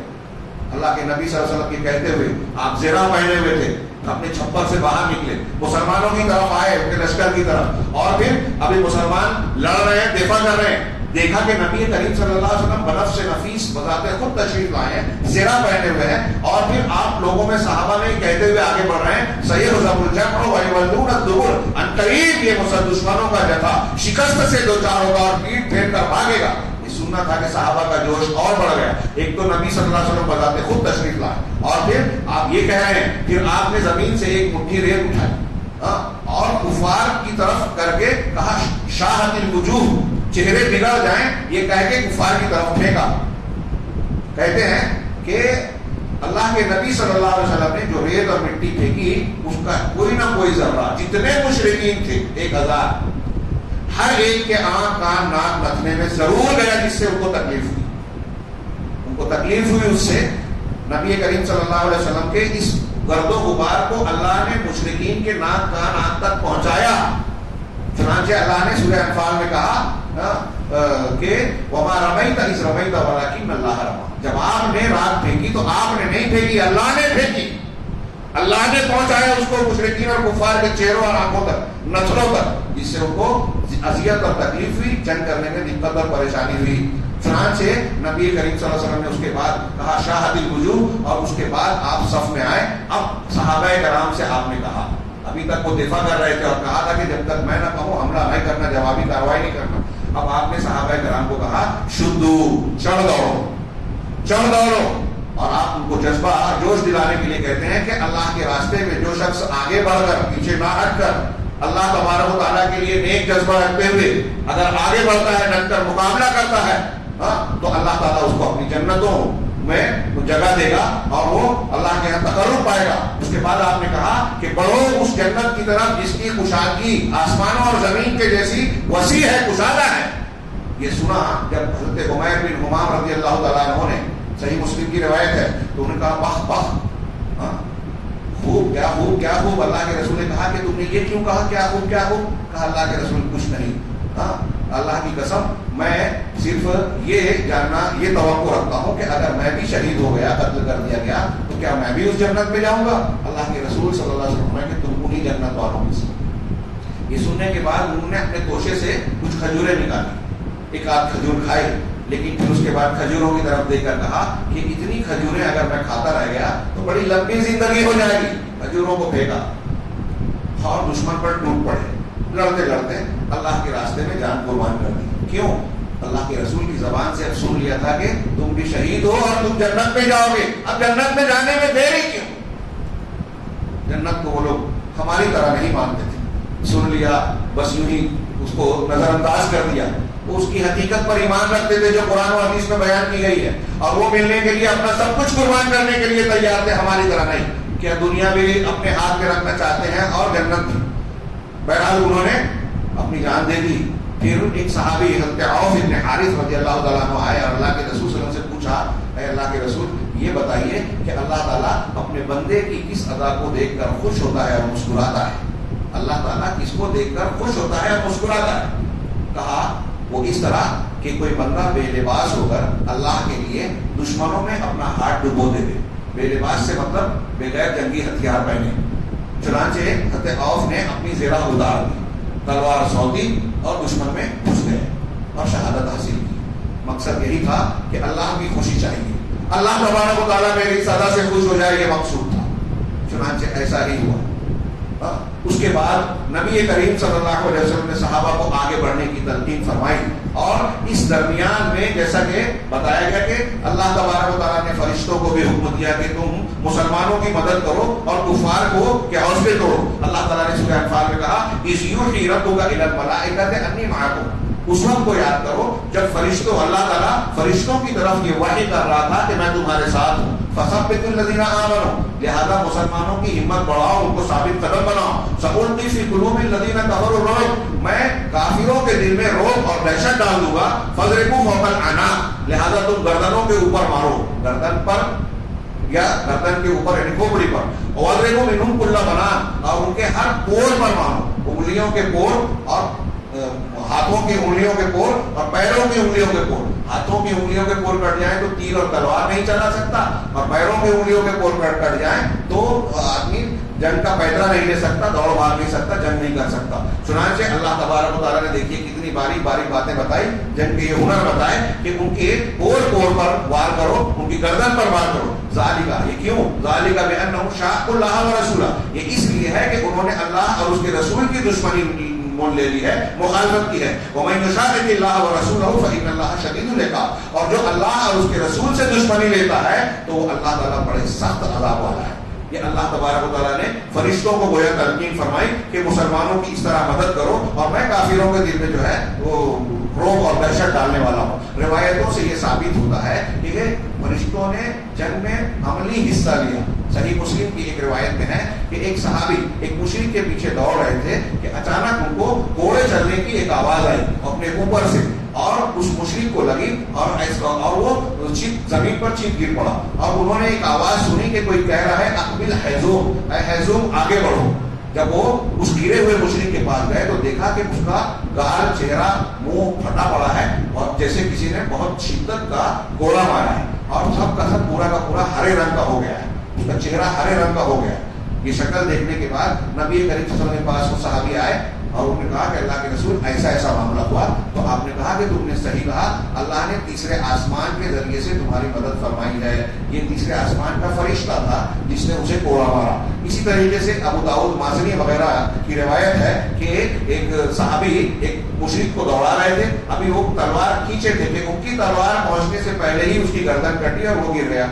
बाद में उन्होंने आके अल्लाह के रसूल सल्लल्लाहु अलैहि वसल्लम से बताया तो कहा कि आसमानी मदद थी, फरिश्ते ने उसे मारा। हज़रत अब्दुल्लाह इब्न अब्बास रज़ी अल्लाह तआला अन्हु को गिरफ्तार किया एक सहाबी अंसारी ने, उन्होंने आके कहा कि मैंने गिरफ्तार किया है हज़रत अब्दुल्लाह इब्न अब्बास ने, अब्बास अल्लाह के रसूल सल्लल्लाहु अलैहि वसल्लम के चचा, जो अंदर से मुसलमान थे और जाहिर में मुशरिकीन के बीच रह रहे थे, जबरदस्ती लाए गए थे। अल्लाह के रसूल सल्लल्लाहु अलैहि वसल्लम से उन्होंने कहा कि मुझे इसने जो है गिरफ्तार नहीं किया, बल्कि एक ऐसा शख्स जिसके सर पर बाल नहीं थे लेकिन वो बहुत खूबसूरत था, चितकबरे घोड़े पर सवार था और अभी वो नजर नहीं आ रहा है, उसने मुझे गिरफ्तार किया। साहबी ने कहा मैंने किया नहीं, कहा अल्लाह के रसूल ने कहा खामोश रहो, इनको एक आसमान के एक बुजुर्ग फरिश्ते के जरिए इनको गिरफ्तार किया गया है, इनको एक फरिश्ते ने गिरफ्तार किया। चुनांचे अल्लाह के नबी सल्लल्लाहु अलैहि वसल्लम की इन रिवायात से पता चलता है कि फरिश्तों ने बाकायदा जंग में अमलन हिस्सा लिया। कुछ उलमा ये कहते हैं कि फरिश्तों को सिर्फ तसल्ली, जो आयत हमने पढ़ी थी ना कि तसल्ली के लिए नाजिल किया गया, उन्होंने हिस्सा नहीं लिया, तो उनकी ये बात सही नहीं है। वहां मकसूद ये है कि तसल्ली के लिए इसलिए अल्लाह ताला ने भेजा कि तुम्हारे दिल को ठंडक करार हासिल हो, वरना उसके बगैर भी अल्लाह तुम्हारी मदद कर सकता था। बहरहाल इन्होंने हिस्सा लिया। अब ये जंग का शोला पड़ता है, फरिश्ते नाजिल हो चुके। जब फरिश्ते नाजिल होने लगे तो कुफार की तरफ से जो जैसा कि मैंने जिक्र किया कि इब्लीस भी चुराका की शक्ल में आया हुआ था। जब वो फरिश्तों का नुज़ूल और उनकी हरकत को देखा इब्लीस ने, तो वो हारिस इब्न हिशाम जो अबू जहल का भाई था, उसके हाथ को पकड़कर चल रहा था, हाथ छुड़ाया और जाने लगा। उसने रोकने की कोशिश की तो इब्लीस ने उसके सीने पे मारा और भागने लगा। मुशरिकीन ने कहा कि अरे सुराका, तुमने तो ये वादा किया था, सब लोग उसे सुराका ही समझ रहे थे, तुमने तो वादा किया था कि मैं तुम्हारे साथ। तो उसने कहा, कुरान में अल्लाह ताला ने उसका जुमला नकल किया है कि उसका जुमला नकल किया है, वही ज़य्यना लहुम शैतान अमालहुम, जब शैतान ने उनके अमाल को खूबसूरत बनाकर पेश किया और कहा ला गालिबा लकुमुल यौम, आज तुम पर कोई गलबा नहीं पा सकता, आज तुमको ही फतेह मिलनी है। व इन्नी जारुल लकुम, और मैं तुम्हारा साथी हूँ। फलम्मा तराअतिल जमाअन नकस अला अक़िबै, लेकिन जब दोनों गिरोह एक दूसरे के रूबरू आए, सामने आए, तो वो अपनी एड़ियों के बल पीछे हटकर भागा। वक़ाल, और कहा इन्नी बरीउम मिनकुम, मैं तुमसे बरी हूँ। इन्नी अरा मा ला तरौन, मैं वो देख रहा हूँ जो तुम नहीं देख रहे हो। मुशरिकीन को जवाब में कहा कि मैं वो देख रहा हूँ जो तुम नहीं देख रहे। इन्नी अखाफुल्लाह, मैं अल्लाह से डरता हूँ। वल्लाहु शदीदुल इक़ाब, और अल्लाह सख्त सजा देने वाला। ये इब्लीस भी कह रहा है, लेकिन उलमा ने कहा तफसीर में कि वो अल्लाह से डर रहा है। ये जो कहा उस वक्त इस बात से डरा कि फरिश्ते जो आ रहे हैं, अगर मैं यहाँ टिका तो मेरी भी खैर नहीं होगी, इसलिए भागा। वरना हकीकत में जो अल्लाह का डर होना चाहिए वो डर होता तो वो इब्लीस बनता ही क्यों, वो राजा दरगाह होता ही क्यों। कि हमारी तरह हम में से बहुत सारे लोग बोलते हैं कि मैं अल्लाह के सिवा किसी से नहीं डरता, लेकिन ये सही नहीं होता।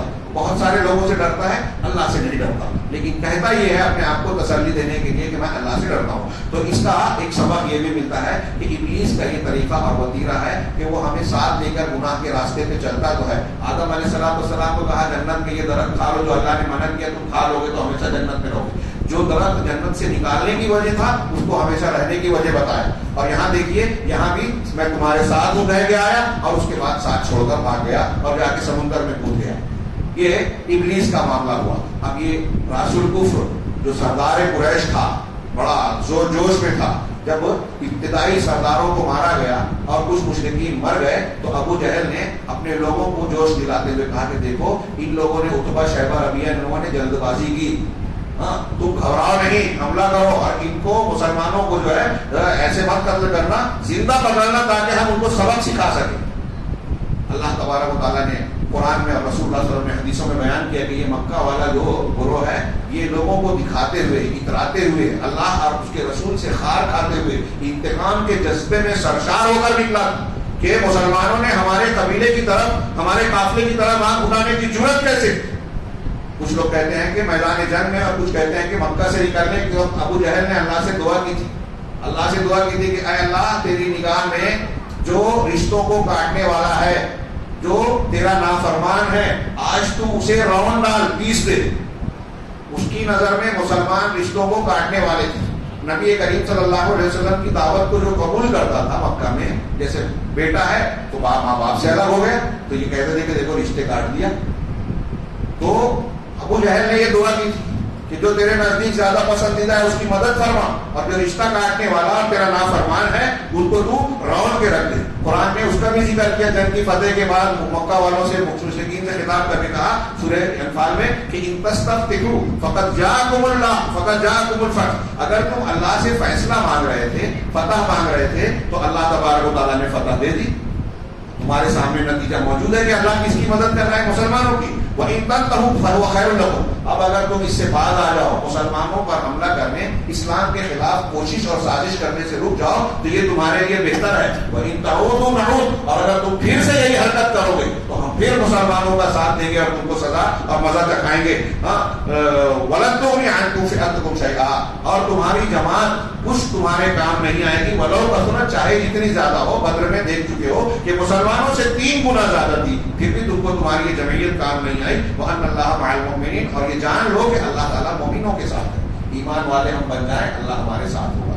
پھر کتنا بڑا بھی لشکر ہے, کتنے سال میں ہجومی تشدد ہو, بلڈوزر لے کر آئیں یا کوئی اور سازش کریں, وہ کامیاب نہیں ہوں گے بشرطے کہ ہم مومن ہوں. ہمارے ساتھ اللہ ہو جائے تو کوئی طاقت نقصان نہیں پہنچا سکتی. یہ سبق ہے بدر میں. اور اس ایمان کو تازہ اور مضبوط کرنے کا سب سے بہترین موسم یہی رمضان المبارک اور رمضان المبارک کے آخری عشرے کی راتیں ہیں. ابو جہل کا تذکرہ چل رہا تھا, میں بات کو سمیٹ رہا ہوں, کافی وقت زیادہ ہو گیا ہے, مختصر کر کے نتیجے پر پہنچتے ہیں انشاءاللہ کہ ابو جہل جو ہے لوگوں کو یہ تلقین کر رہا تھا, لیکن بہت جلد اس کا گھمنڈ ٹوٹنے والا تھا اور ٹوٹ چکا کہ مسلمانوں نے جب جوابی حملہ کیا تو مشرکین کی صفوں کو اکھاڑ دیا, ان میں افراتفری پھیل گئی, بکھراؤ پیدا ہونے لگا. بہت سارے مشرکین جو ہے حواس باختہ ہو کر بھاگنے لگے. ایک تو فرشتوں کا حملہ, دل میں اللہ کی طرف سے دہشت اور رعب کا بٹھا دیا جانا, مسلمانوں کی جان سپاری کی انتہائی بہادری, مسلمانوں نے ایسے غضب کے مظاہرے کیے جس کی کوئی مثال نہیں ملتی. بدری صحابہ کا مرتبہ ایسے ہی بلند نہیں ہے. اس جنگ میں حضرت عمر فاروق نے اپنے سگے ماموں کو قتل کیا, حضرت ابو عبیدہ بن جراح نے اپنے باپ کو شہید کو قتل کیا, حضرت ابو بکر نے اپنے بیٹے کا مقابلہ کیا, حضرت مصعب بن عمیر نے اپنے سگے بھائی کے بارے میں جنگ کے بعد یہ کہا ایک انصاری صحابی سے کہ اس کو اچھی طرح پکڑنا ہے, اس کی ماں مالدار ہے, اچھا فدیہ ملے گا. اس کے بھائی نے کہا کہ کیا میرے بارے میں تمہارا بھائی ہوں اور میرے بارے میں تمہاری یہ وصیت ہے. حضرت مصعب بن عمیر نے کہا کہ نہیں, اس وقت تم نہیں, یہ انصاری میرا بھائی ہے. ہم فجر کی نماز میں جو ابھی بحث چل رہی ہے ہماری اصول ثلاثہ کے تحت, مسلمان اور غیر مسلم سے ولا اور رشتہ جوڑنے اور کاٹنے کی بنیاد یہ عقیدہ ہے, دین ہے. تو یہ انصاری میرا بھائی ہے اس لیے کہ میرے دین والا ہے, اور تو کافر ہے اس لیے میرے ماں باپ سے ضرور پیدا ہوا لیکن میرا بھائی تو نہیں. یہ ایسے وہ جو ہے ہم کو نمونے ملتے ہیں اس غزوہ بدر میں. کتنی زبردست قربانیاں تھی, غور کیجیے, وہ بھی انسان تھے. نبی کریم صلی اللہ علیہ وسلم, میں ابو جہل کا تذکرہ کر رہا تھا کہ ابو جہل اسی جوش اور گھمنڈ میں تھا. بخاری کی روایت ہے کہ حضرت عبد الرحمن بن عوف رضی اللہ تعالیٰ عنہ کہتے ہیں کہ بدر میں میں مصروف کار تھا اور جنگ کے سلسلے میں میری توجہ تھی کہ اچانک مجھے ایسا محسوس ہوا کہ میرے قریب میں 2 نوعمر نوجوان ہیں, ایک معاذ بن عمرو بن جموح اور ایک معاذ بن افرا, اور دوسری روایت میں ان کا نام ہے معوذ بن افرا، معاذ اور معوذ. کہا یہ دو لڑکے میرے قریب میں تھے، میں ابھی سوچ ہی رہا تھا کہ ان میں سے ایک نے دوسرے سے چھپ کر میرے کان کے پاس آ کر معاذ بن جموع، عمرو بن جموع نے پوچھا کہ چچا ابو جہل کون ہے؟ آپ بتا سکتے ہیں کہ ابو جہل کون ہے؟ میں نے کہا کہ بھتیجے تم ابو جہل کو جان کر کیا کرو گے؟ تو اس نے کہا کہ چچا جان میں نے سنا ہے کہ ابو جہل نبی کریم صلی اللہ علیہ وسلم کو گالیاں دیتا ہے، برا بھلا کہتا ہے، آپ کو تکلیفیں دیتا رہا. اللہ کی قسم اگر میرا اور اس کا سامنا ہو جائے تو ہم دونوں میں سے جس کی موت لکھی ہوئی ہے وہ ضرور مرے گا، اور میں پوری کوشش کروں گا کہ اسے ختم کروں. کہا ابھی وہ مجھ سے یہ بات کہہ ہی رہے تھے کہ دوسرے نے بھی مجھ سے اشارہ کیا، کان قریب بلایا اور وہی بات کہی جو انہوں نے کہی تھی. کہا میں ان سے بات ہی کر رہا تھا کہ اچانک ابو جہل مجھے مشرکین کے غور میں نظر آیا، اور میں نے کہا کہ یہ دیکھو تم دونوں کا شکار. اور یقلق اس روایت میں یہ ہے کہ عبد الرحمن بن عوف کہتے ہیں کہ یہ دونوں اس کی طرف لپک پڑے اور جا کر اس کا کام تمام کر دیا. شارٹ میں ہے. بعض دوسری روایتوں میں ابن اسحاق رضی اللہ وغیرہ نے نقل کیا کہ ابو جہل کچھ لوگوں کا بیان ہے کہ اس طریقے سے مشرکین کے جمگٹے میں تھا جیسے کوئی انتہائی گھنا جھاڑیاں ہوتی ہیں اس کے بیچ میں، تو وہ نیزوں اور تیروں کے بیچ میں تھا. اور مشرکین یہ کہتے تھے کہ ابو الحکم یعنی ابو جہل کے پاس کوئی شخص آنا پائے، ان کو کوئی نقصان نہ پہنچا سکے.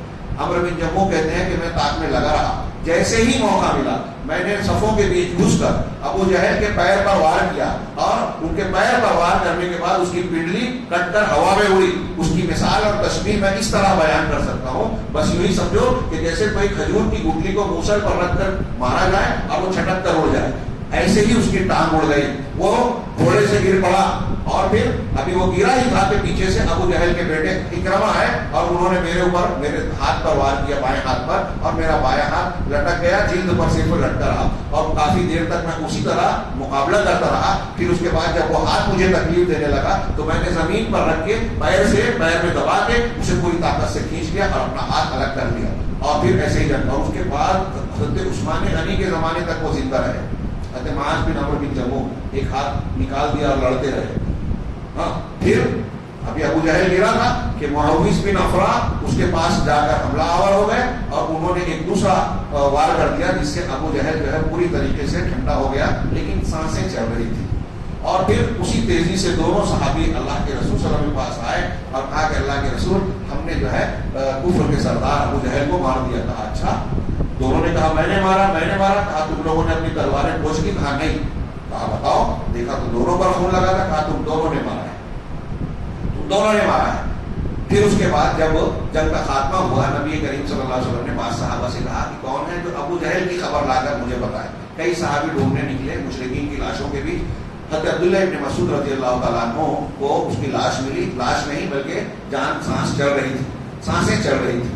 تو حضرت ابن مسعود نے ان کو دیکھا اور کہا کہ وہ اللہ کے دشمن، کیا تجھ کو تیرے کیے کا مزہ مل گیا؟ اور آج تو دیکھ رہا ہے کہ کس کو قوت ملی؟ تو ابو جہل نے کہا کہ کس کو فتح ملی؟ کہا اللہ اور اس کے رسول کو فتح ملی، اور تو مارا گیا. تو ابو جہل نے کہا کہ ارے یہ بتاؤ کہ جس آدمی کو اپنے آپ کو کہہ رہا ہے تم نے مارا ہے، کیا اس سے بھی اونچا کوئی آدمی تم کو ملا ہے مارنے کے لیے؟ مجھے افسوس اس بات کا ہے کہ مجھے 2 کسانوں نے مارا. ابو جہل مرتے مرتے بھی دکھ کس بات کا کر رہا ہے کہ 2 کسانوں نے مارا. یہ اس کے بعد ابو عبداللہ ابن مسعود رضی اللہ تعالیٰ عنہ نے اپنا پیر اس کے سینے پہ رکھا. تو ابو جہل نے کہا وہ بکریوں کے چرانے والے، تو نے بہت اونچی چیز پر پیر رکھ دیا. اس کو یہ گھمنڈ تھا اس وقت بھی، مرتے مرتے بھی دیکھیے تکبر اور گھمنڈ کتنا گہرا تھا. حضرت عبداللہ ابن مسعود مکہ میں بکریاں چراتے تھے، اسی کا حوالہ دیا. عبداللہ ابن مسعود رضی اللہ تعالیٰ عنہ نے اس کو ڈانٹتے ہوئے اس کی گردن کاٹ دی اور سر کاٹ کے نبی کریم صلی اللہ علیہ وسلم کے پاس لا کر رکھا اور کہا کہ اللہ کے رسول یہ ابو جہل کا سر آپ نے دیکھا. اور 3 بار کہا واقعی چلو مجھے اس کی لاش بتاؤ. وہاں پہنچے اور دیکھنے کے بعد اللہ کا شکر ادا کیا. الحمدللہ الذی نصر عبدہ وہزم الاحزاب وحدہ. اس طرح کے کلمات جو کہے کہ اللہ کے لیے تمام تعریف ہے جس نے اپنے بندے کی مدد کی، اکیلے پورے لشکر کو جو ہے شکست سے دوچار کر دیا اور اسلام کو غلبہ عطا کیا۔ اللہ کے رسول نے یہ کلمات کہنے کے بعد کہا کہ یہ ابو جہل جس کی لاش تم بتا رہے ہو یہ اس امت کا فرعون تھا، یہ اس امت کا فرعون تھا۔ یہ چند واقعات اور چند جھلکیاں میں بتا سکا، اور بہت وقت باقی ہے، وقت زیادہ ہو گیا ہے، ورنہ ہمارے سامنے اس جنگ میں دونوں کے مقتولین کی تعداد، پھر کئی لوگ جو ہے 70 کے قریب جو ہے وہ کفار جو ہے قیدی بنائے گئے۔ ان قیدیوں میں کچھ بڑے بڑے سردار تھے، واپس لوٹتے ہوئے اللہ کے رسول صلی اللہ علیہ وسلم نے ان میں سے 2 کو، نضر بن حارث اور ایک شخص کو جو ہے قتل کیا۔ ابو البختری کا ایک واقعہ ہے، اسے میں پیش نہیں کر سکا۔ اسی طریقے سے اللہ کے رسول صلی اللہ علیہ وسلم نے قیدیوں کے متعلق صحابہ سے مشورہ کیا، ابو بکر صدیق نے ان کو معاف کر دینے، فدیہ لے کے چھوڑنے کی بات کی کہ یہ ہمارے رشتے دار ہی ہیں، فدیہ لینے کے بعد ہمارے کام آئیں گے، ہم ان کے خلاف اور مسلمانوں کو قوت دینے میں کام دیں گے۔ ابو عمر فاروق سے رائے لی تو عمر فاروق نے کہا کہ میری وہ رائے نہیں ہے جو ابو بکر صدیق کی ہے، میں یہ کہتا ہوں کہ فلاں آدمی کو میرے حوالے کرو جو میرا رشتے دار ہے، عقیل کو علی کے حوالے کرو جو ان کا بھائی ہے، فلاں کو اس کے حوالے کرو جو اس کا بھائی ہے، اور ان کو جو ہے اپنے اپنے ہاتھوں سے اپنے رشتے داروں کو قتل کریں۔ اللہ کے رسول یہ پہلا معرکہ ہے جب اللہ تبارک و تعالیٰ نے ان سے ہماری مٹبھیڑ کرائی ہے اور مشرکین پر ہم کو قابو دیا ہے۔ اگر ہم کو چاہیے کہ ہم اچھی طریقے سے ان کا صفایا کریں۔ اللہ کے رسول صلی اللہ علیہ وسلم نے ابو بکر صدیق کی رائے کو قبول کیا۔ انہوں نے کہا کہ تمہاری مثال حضرت عیسیٰ کی طرح ہے، ان کی مثال حضرت موسیٰ اور نوح کی طرح ہے، ان کی رائے کو قبول کیا۔ لیکن دوسرے دن حضرت عمر کہتے ہیں کہ جب میں اللہ کے رسول صلی اللہ علیہ وسلم کے پاس پہنچا تو دیکھا کہ آپ اور حضرت ابو بکر صدیق دونوں رو رہے ہیں، زاروں قطار رو رہے ہیں۔ تو اللہ کے حضرت عمر نے کہا کہ کیوں رو رہے ہیں آپ لوگ؟ حضرت عمر کے جملے سنیے، وہ کہتے ہیں کہ اللہ کے رسول مجھے رونے کی وجہ بتائے، اگر رونا آیا تو میں بھی اس وجہ سے، مجھے رونا آیا تو میں بھی روں گا، اور نہیں آیا تو آپ دونوں کے رونے کی وجہ سے رونے کی صورت بناؤں گا۔ اتباع کا کیسا جذبہ کہ رونا نہیں آیا تو چونکہ آپ رو رہے ہیں، صدیق اکبر رو رہے ہیں، اس لیے میں رونے کی شکل بناؤں گا۔ اللہ کے رسول صلی اللہ علیہ وسلم نے کہا کہ ہم نے قیدیوں کے سلسلے میں جو فدیہ لینے کا فیصلہ کیا اس کی وجہ سے اللہ تبارک و تعالیٰ کو وہ منظور نہیں ہوا، اور پھر اللہ تعالیٰ نے قرآن کی آیت نازل فرمائی اور پھر بتایا کہ یہ جو درخت تم دیکھ رہے ہو عمر فاروق، اللہ کا عذاب اس سے بھی قریب آ چکا تھا۔ اللہ تبارک و تعالیٰ نے قرآن میں ارشاد فرمایا، وہ آیت لولا سبق کیا ہے، لولا سبق الکتاب ہو، اگر پہلے سے اللہ کی کتاب سبقت نہ کر دیتی، لمسکم فیما اخذتم عذاب الیم، تو جو تم نے کیا ہے اس کے بدلے میں تم کو دردناک عذاب پکڑ لیتا۔ اس سے کہا اللہ کے رسول صلی اللہ علیہ وسلم سے اللہ کہہ رہا ہے، یعنی اللہ تبارک و تعالیٰ نے گویا حضرت عمر کے فیصلے کی تائید کی اور کہا کہ اگر پہلے سے یہ سبقت نہ کیا ہوتا، یعنی جو لوح محفوظ میں یا اس امت میں جو ہے مال غنیمت حلال ہے، فدیہ لے کر چھوڑنا جائز ہے، تو تم پر عذاب آ چکا تھا۔ اسے پہلے کی آیت سے ملا کر آپ سورہ انفال میں مطالعہ کیجیے، کتنی بڑی اور شدید وعید ہے۔ حضرت عباس کا واقعہ بھی ہوا، اور پھر دوسرے قیدیوں کا اس میں جو جنگی مجرم کی حیثیت رکھتے تھے، جیسے نضر بن حارث کا میں نے ذکر کیا، ان کو راستے میں قتل کیا گیا، کچھ کو فدیہ لے کے چھوڑا گیا، جن کو فدیہ دینے کی طاقت نہیں تھی بعد میں ان سے کہا گیا کہ مدینہ کے بچوں کو ایک آدمی 10 بچوں کو لکھنا پڑھنا سکھائے، اس میں بھی کئی ایک درس ہے، تو اس کے بدلے میں ان کو چھوڑا گیا۔ 3 دن تک اللہ کے نبی صلی اللہ علیہ وسلم نے فتح پانے کے بعد غزوہ بدر میں یہ 3 دن تک وہاں قیام کیا۔ 3 دن تک قیام کرنے کے لیے عرب کا دستور تھا کہ جب جنگ ہوتی تھی تو فاتح 3 دن تک میدان میں ٹھہرتا تھا، یہ اس کے فاتح ہونے کی ایک علامت ہوتی تھی۔ چنانچہ 3 دن تک آپ ٹھہرے، اور آنے والے دن جب نکلنا تھا تو آپ قلیب بدر میں کفار مکہ کے جو سرداران قتل کیے گئے تھے ان کو بدر کے ایک کنویں میں، جس کو قلیب بدر کہا جاتا تھا، ان کی لاشوں کو اس میں ڈالا گیا، اور پھر آپ نے وہاں لاشوں کے پاس کھڑے ہو کر کنویں کے پاس پہنچ کر کہا، ان کو خطاب کیا کہ اے سرداران قریش، کیا ہم سے جو ہمارے پروردگار نے وعدہ کیا تھا ہم نے تو اسے سچ پایا، کیا تم سے جو وعدہ کیا تھا تم نے اسے سچ پا لیا؟ حضرت عمر ساتھ تھے، انہوں نے کہا کہ اللہ کے رسول وہ آپ کی بات کہاں سن سکتے ہیں؟ اس سے معلوم ہوا کہ صحابہ اچھی طرح جانتے تھے کہ مردے سنتے نہیں ہیں۔ اللہ کے رسول صلی اللہ علیہ وسلم نے بتایا کہ اس وقت تم سے زیادہ وہ میری بات سن رہے ہیں، یعنی اللہ تعالیٰ انہیں سنا رہا ہے۔ یہ مخصوص معاملہ ہے، عمومی بات نہیں ہے کہ مردے سنتے ہیں، اور مردے سنتے تو کفار و مشرکین وہ سب سرداران قریش تھے. تو اللہ کے رسول نے کہا کہ اس وقت تو تم سے زیادہ مجھ سے زیادہ تمہاری بات سن رہے ہیں, میری بات تم سے زیادہ سن رہے ہیں. گویا یہ اللہ کی طرف سے بطور عتاب و عذاب تھا کہ ان کو آپ نے خطاب کیا. اس کے بعد آپ واپس مدینہ تشریف لے گئے. اس درمیان میں واقعات ہوئے, کئی جگہ پہ مشورہ کیا. یہاں کئی مقامات پر آپ نے اس واقعے میں سنا کہ نبی پاک صلی اللہ علیہ وسلم نبی ہیں اور صحابہ سے مشورہ کر رہے ہیں. خباب ابن منذر نے مشورہ دیا, حضرت سعد نے چھپر بنانے کا مشورہ دیا, قیدیوں کے بارے میں آپ مشورہ کر رہے ہیں بلکہ صدیق عمر فاروق سے. ہاں, تو اس سے معلوم ہوا اگر اللہ کے رسول کوئی فیصلہ کرتے تو صحابہ اس کی مخالفت کرتے کیا؟ نہیں کرتے.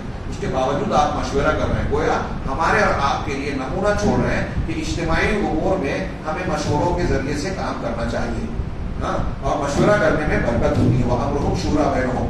مشورہ کئی قسم کا ہے, کسی کا قبول کیا جائے, کسی کا رد, تو کسی کو برا نہیں ماننا چاہیے. عمر فاروق اور ابوبکر صدیق کا 2 مشورہ ہے, ایک قبول کیا آپ نے, دوسرا ناراض نہیں ہوا. تو یہ کشادگی اور یہ بات اجتماعی امور میں ہونی چاہیے. اللہ کے رسول صلی اللہ علیہ وسلم کے ادھر فتح پانے کے بعد مکہ میں لوگوں نے یہ اڑا دیا تھا, مدینہ میں وہ منافقین نے یہ اڑایا کہ مسلمان شکست کھا گئے. اللہ کے رسول نے فتح کی خبر 2 صحابہ کے ذریعے سے بھیجی تھی. وہ اللہ کے رسول کے اونٹ پر حضرت زید بن حارثہ پہنچے تو ایک منافق نے کہا دیکھ کر دیکھو محمد صلی اللہ علیہ وسلم کی جو اونٹنی ہے قصوہ, اس پر سوار ہو کے زید آ رہے ہیں, اس کا مطلب محمد قتل کر دیے گئے. لیکن جب آپ آئے صحابہ نے آپ کو گھیر لیا.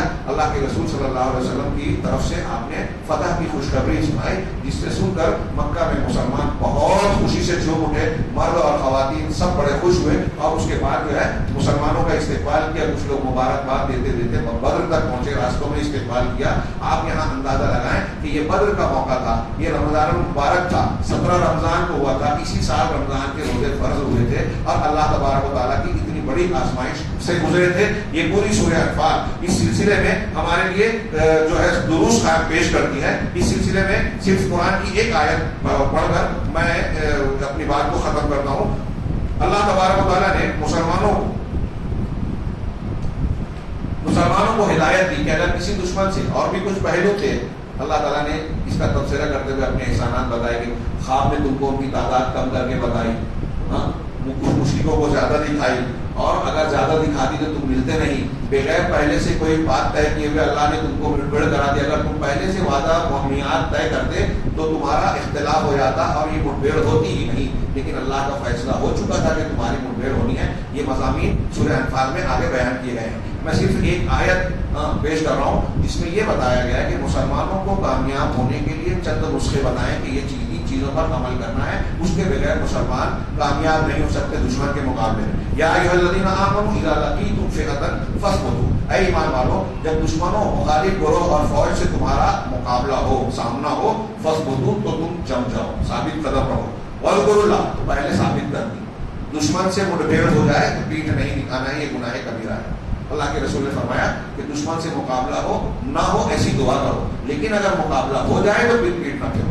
7 ہلاک کرنے والے کبیرہ گناہ میں شامل ہے, اور اس میں بھی 2-3 مقامات پر یہ بیان کیا گیا ہے. کچھ شکلوں کو مستثنا کیا گیا ہے کہ پیترا لینے کے لیے یا کوئی مسلمان لڑتے لڑتے مسلمانوں کے گروہ سے الگ ہو گیا ہو, اب اپنے گروہ میں آنے کے لیے اگر پیچھے ہٹ رہا ہے تو یہ جائز ہے. باقی پیٹ پھیر کر بھاگنا, پیٹ دکھا کر بزدلی دکھانا یہ ناجائز ہے. تو پہلے سب سے پہلے مقابلے میں ثابت قدم رہنا ہے. ہم اور آپ ثابت قدم رہیں گے, اللہ کی مدد ضرور آئے گی. فاثبتوا تو ثابت قدم رہو. ہم فسادات میں ابھی ایک تحریر میں نے پڑھی تھی کسی پرانے عالم کی, وہ کہتے ہیں کہ جہاں جہاں مسلمان فسادات میں بھاگے وہاں زیادہ مارے گئے, نقصان سے 2-4 ہوئے, اور جہاں مقابلہ کیا وہاں کم نقصان ہوا یا پھر کہیں فتح کی شکل بنی. یہ پہلی بات کہ ثابت قدم رہو. واذکروا اللہ کثیرا لعلکم تفلحون, یہ صرف جنگ کی بات نہیں, ہر میدان کی بات ہے. اور اللہ کا خوب ذکر کرو تاکہ تم فلاح پا جاؤ.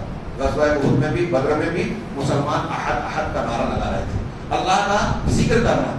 بعض علماء مفسرین نے کہا کہ دیکھیے اللہ تعالیٰ بدر کے موقع پر کہہ رہا ہے کہ جنگ کی حالت میں بھی اللہ کا ذکر کرتے رہنا یہ کتنی بڑی بات ہے.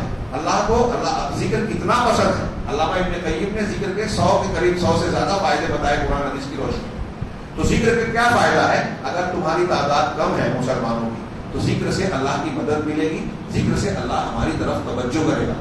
اور اگر ہماری تعداد زیادہ ہے, وہ بہت زیادہ ہے, تو ذکر سے ہمارے اندر تکبر اور گھمنڈ نہیں رہے گا کہ اللہ تعالیٰ کے ہاتھ میں سب کچھ ہے. ذکر کرتے ہوئے یہ عقیدہ تازہ ہوتا رہے گا. کبھی تعداد اور ہتھیار زیادہ ہوتے تو گھمنڈ میں پڑ جاتا ہے آدمی, اللہ کا ذکر کرتا ہے تو گھمنڈ کا علاج ہوتا ہے. خیر, تو اللہ تعالیٰ کا خوب ذکر کرتے رہو تاکہ تم کامیاب ہو جاؤ. یہ پہلی چیز ثابت کرنی. دوسری چیز اللہ کا ذکر خوب کرنا. تیسری چیز جو اللہ نے کو آتی ہے اللہ و رسولہ, اور اللہ اور اس کے رسول کی اطاعت کرتے رہو. عام حالات میں بھی یہ فرض ہے, جنگ کے حالات تو اور نازک ہوتے ہیں, اس میں اور زیادہ اللہ اور رسول کی بات ماننی ہے کہ اگر اللہ ناراض ہوا تو اس کی مدد ہٹ جائے گی. غزوہ احد میں ایک غلطی کی تھی صحابہ نے, کتنا بڑا نقصان ہوا تھا. آج ہم کتنی غلطیاں کر رہے ہیں, کتنی سنتوں کی مخالفتیں کر رہے ہیں. اس اطاعت کا تقاضا یہ ہے کہ ہم اللہ اور اس کے رسول کے احکام کو زندگی کے ہر موڑ پر اختیار کریں. ابھی رمضان گزر رہا ہے, آخری عشرے میں داخل ہوئے, تو نبی کریم صلی اللہ علیہ وسلم کی سنت کے مطابق ہمیں کمر کس کے عبادت کی عادت کرنی چاہیے, اللہ سے دعا کرنی چاہیے, اپنے گناہوں سے توبہ مانگنی چاہیے. ولا تنازعوا, یہ تیسری چیز کہ اللہ اور اس کے رسول کی اطاعت کریں. یہ مسلمانوں کے اندر ڈسپلن, قوت اور آپسی میل جول تعاون کی ساری بنیادیں ہیں. ولا تنازعوا, اور آپس میں جھگڑو نہیں. فتفشلوا, ورنہ تم بزدل اور کمزور پڑ جاؤ گے. وتذهب ريحكم, اور تمہاری ہوا اکھڑ جائے گی. ہوا اکھڑنے کے کئی معنی بیان کیے کہ تمہاری حکومت چھین جائے گی, تمہاری طاقت چلی جائے گی, تمہارا روب دبدبہ اور وقار ختم ہو جائے گا, دشمن تمہیں خاطر میں نہیں لائے گا. یہ سب ہوا اکھڑنے کی شکل ہے, اور آج مسلمانوں کی ہوا اکھڑی ہوئی ہے. غزوہ بدر کے آئینے میں اللہ تعالیٰ کے اس فرمان کو مطالعہ کیجیے اور اپنا جائزہ لیجیے کہ تمہاری روح ہوا اکھڑ جائے گی. تو تیسری چیز اختلاف نہیں کرنا ہے. چوتھی چیز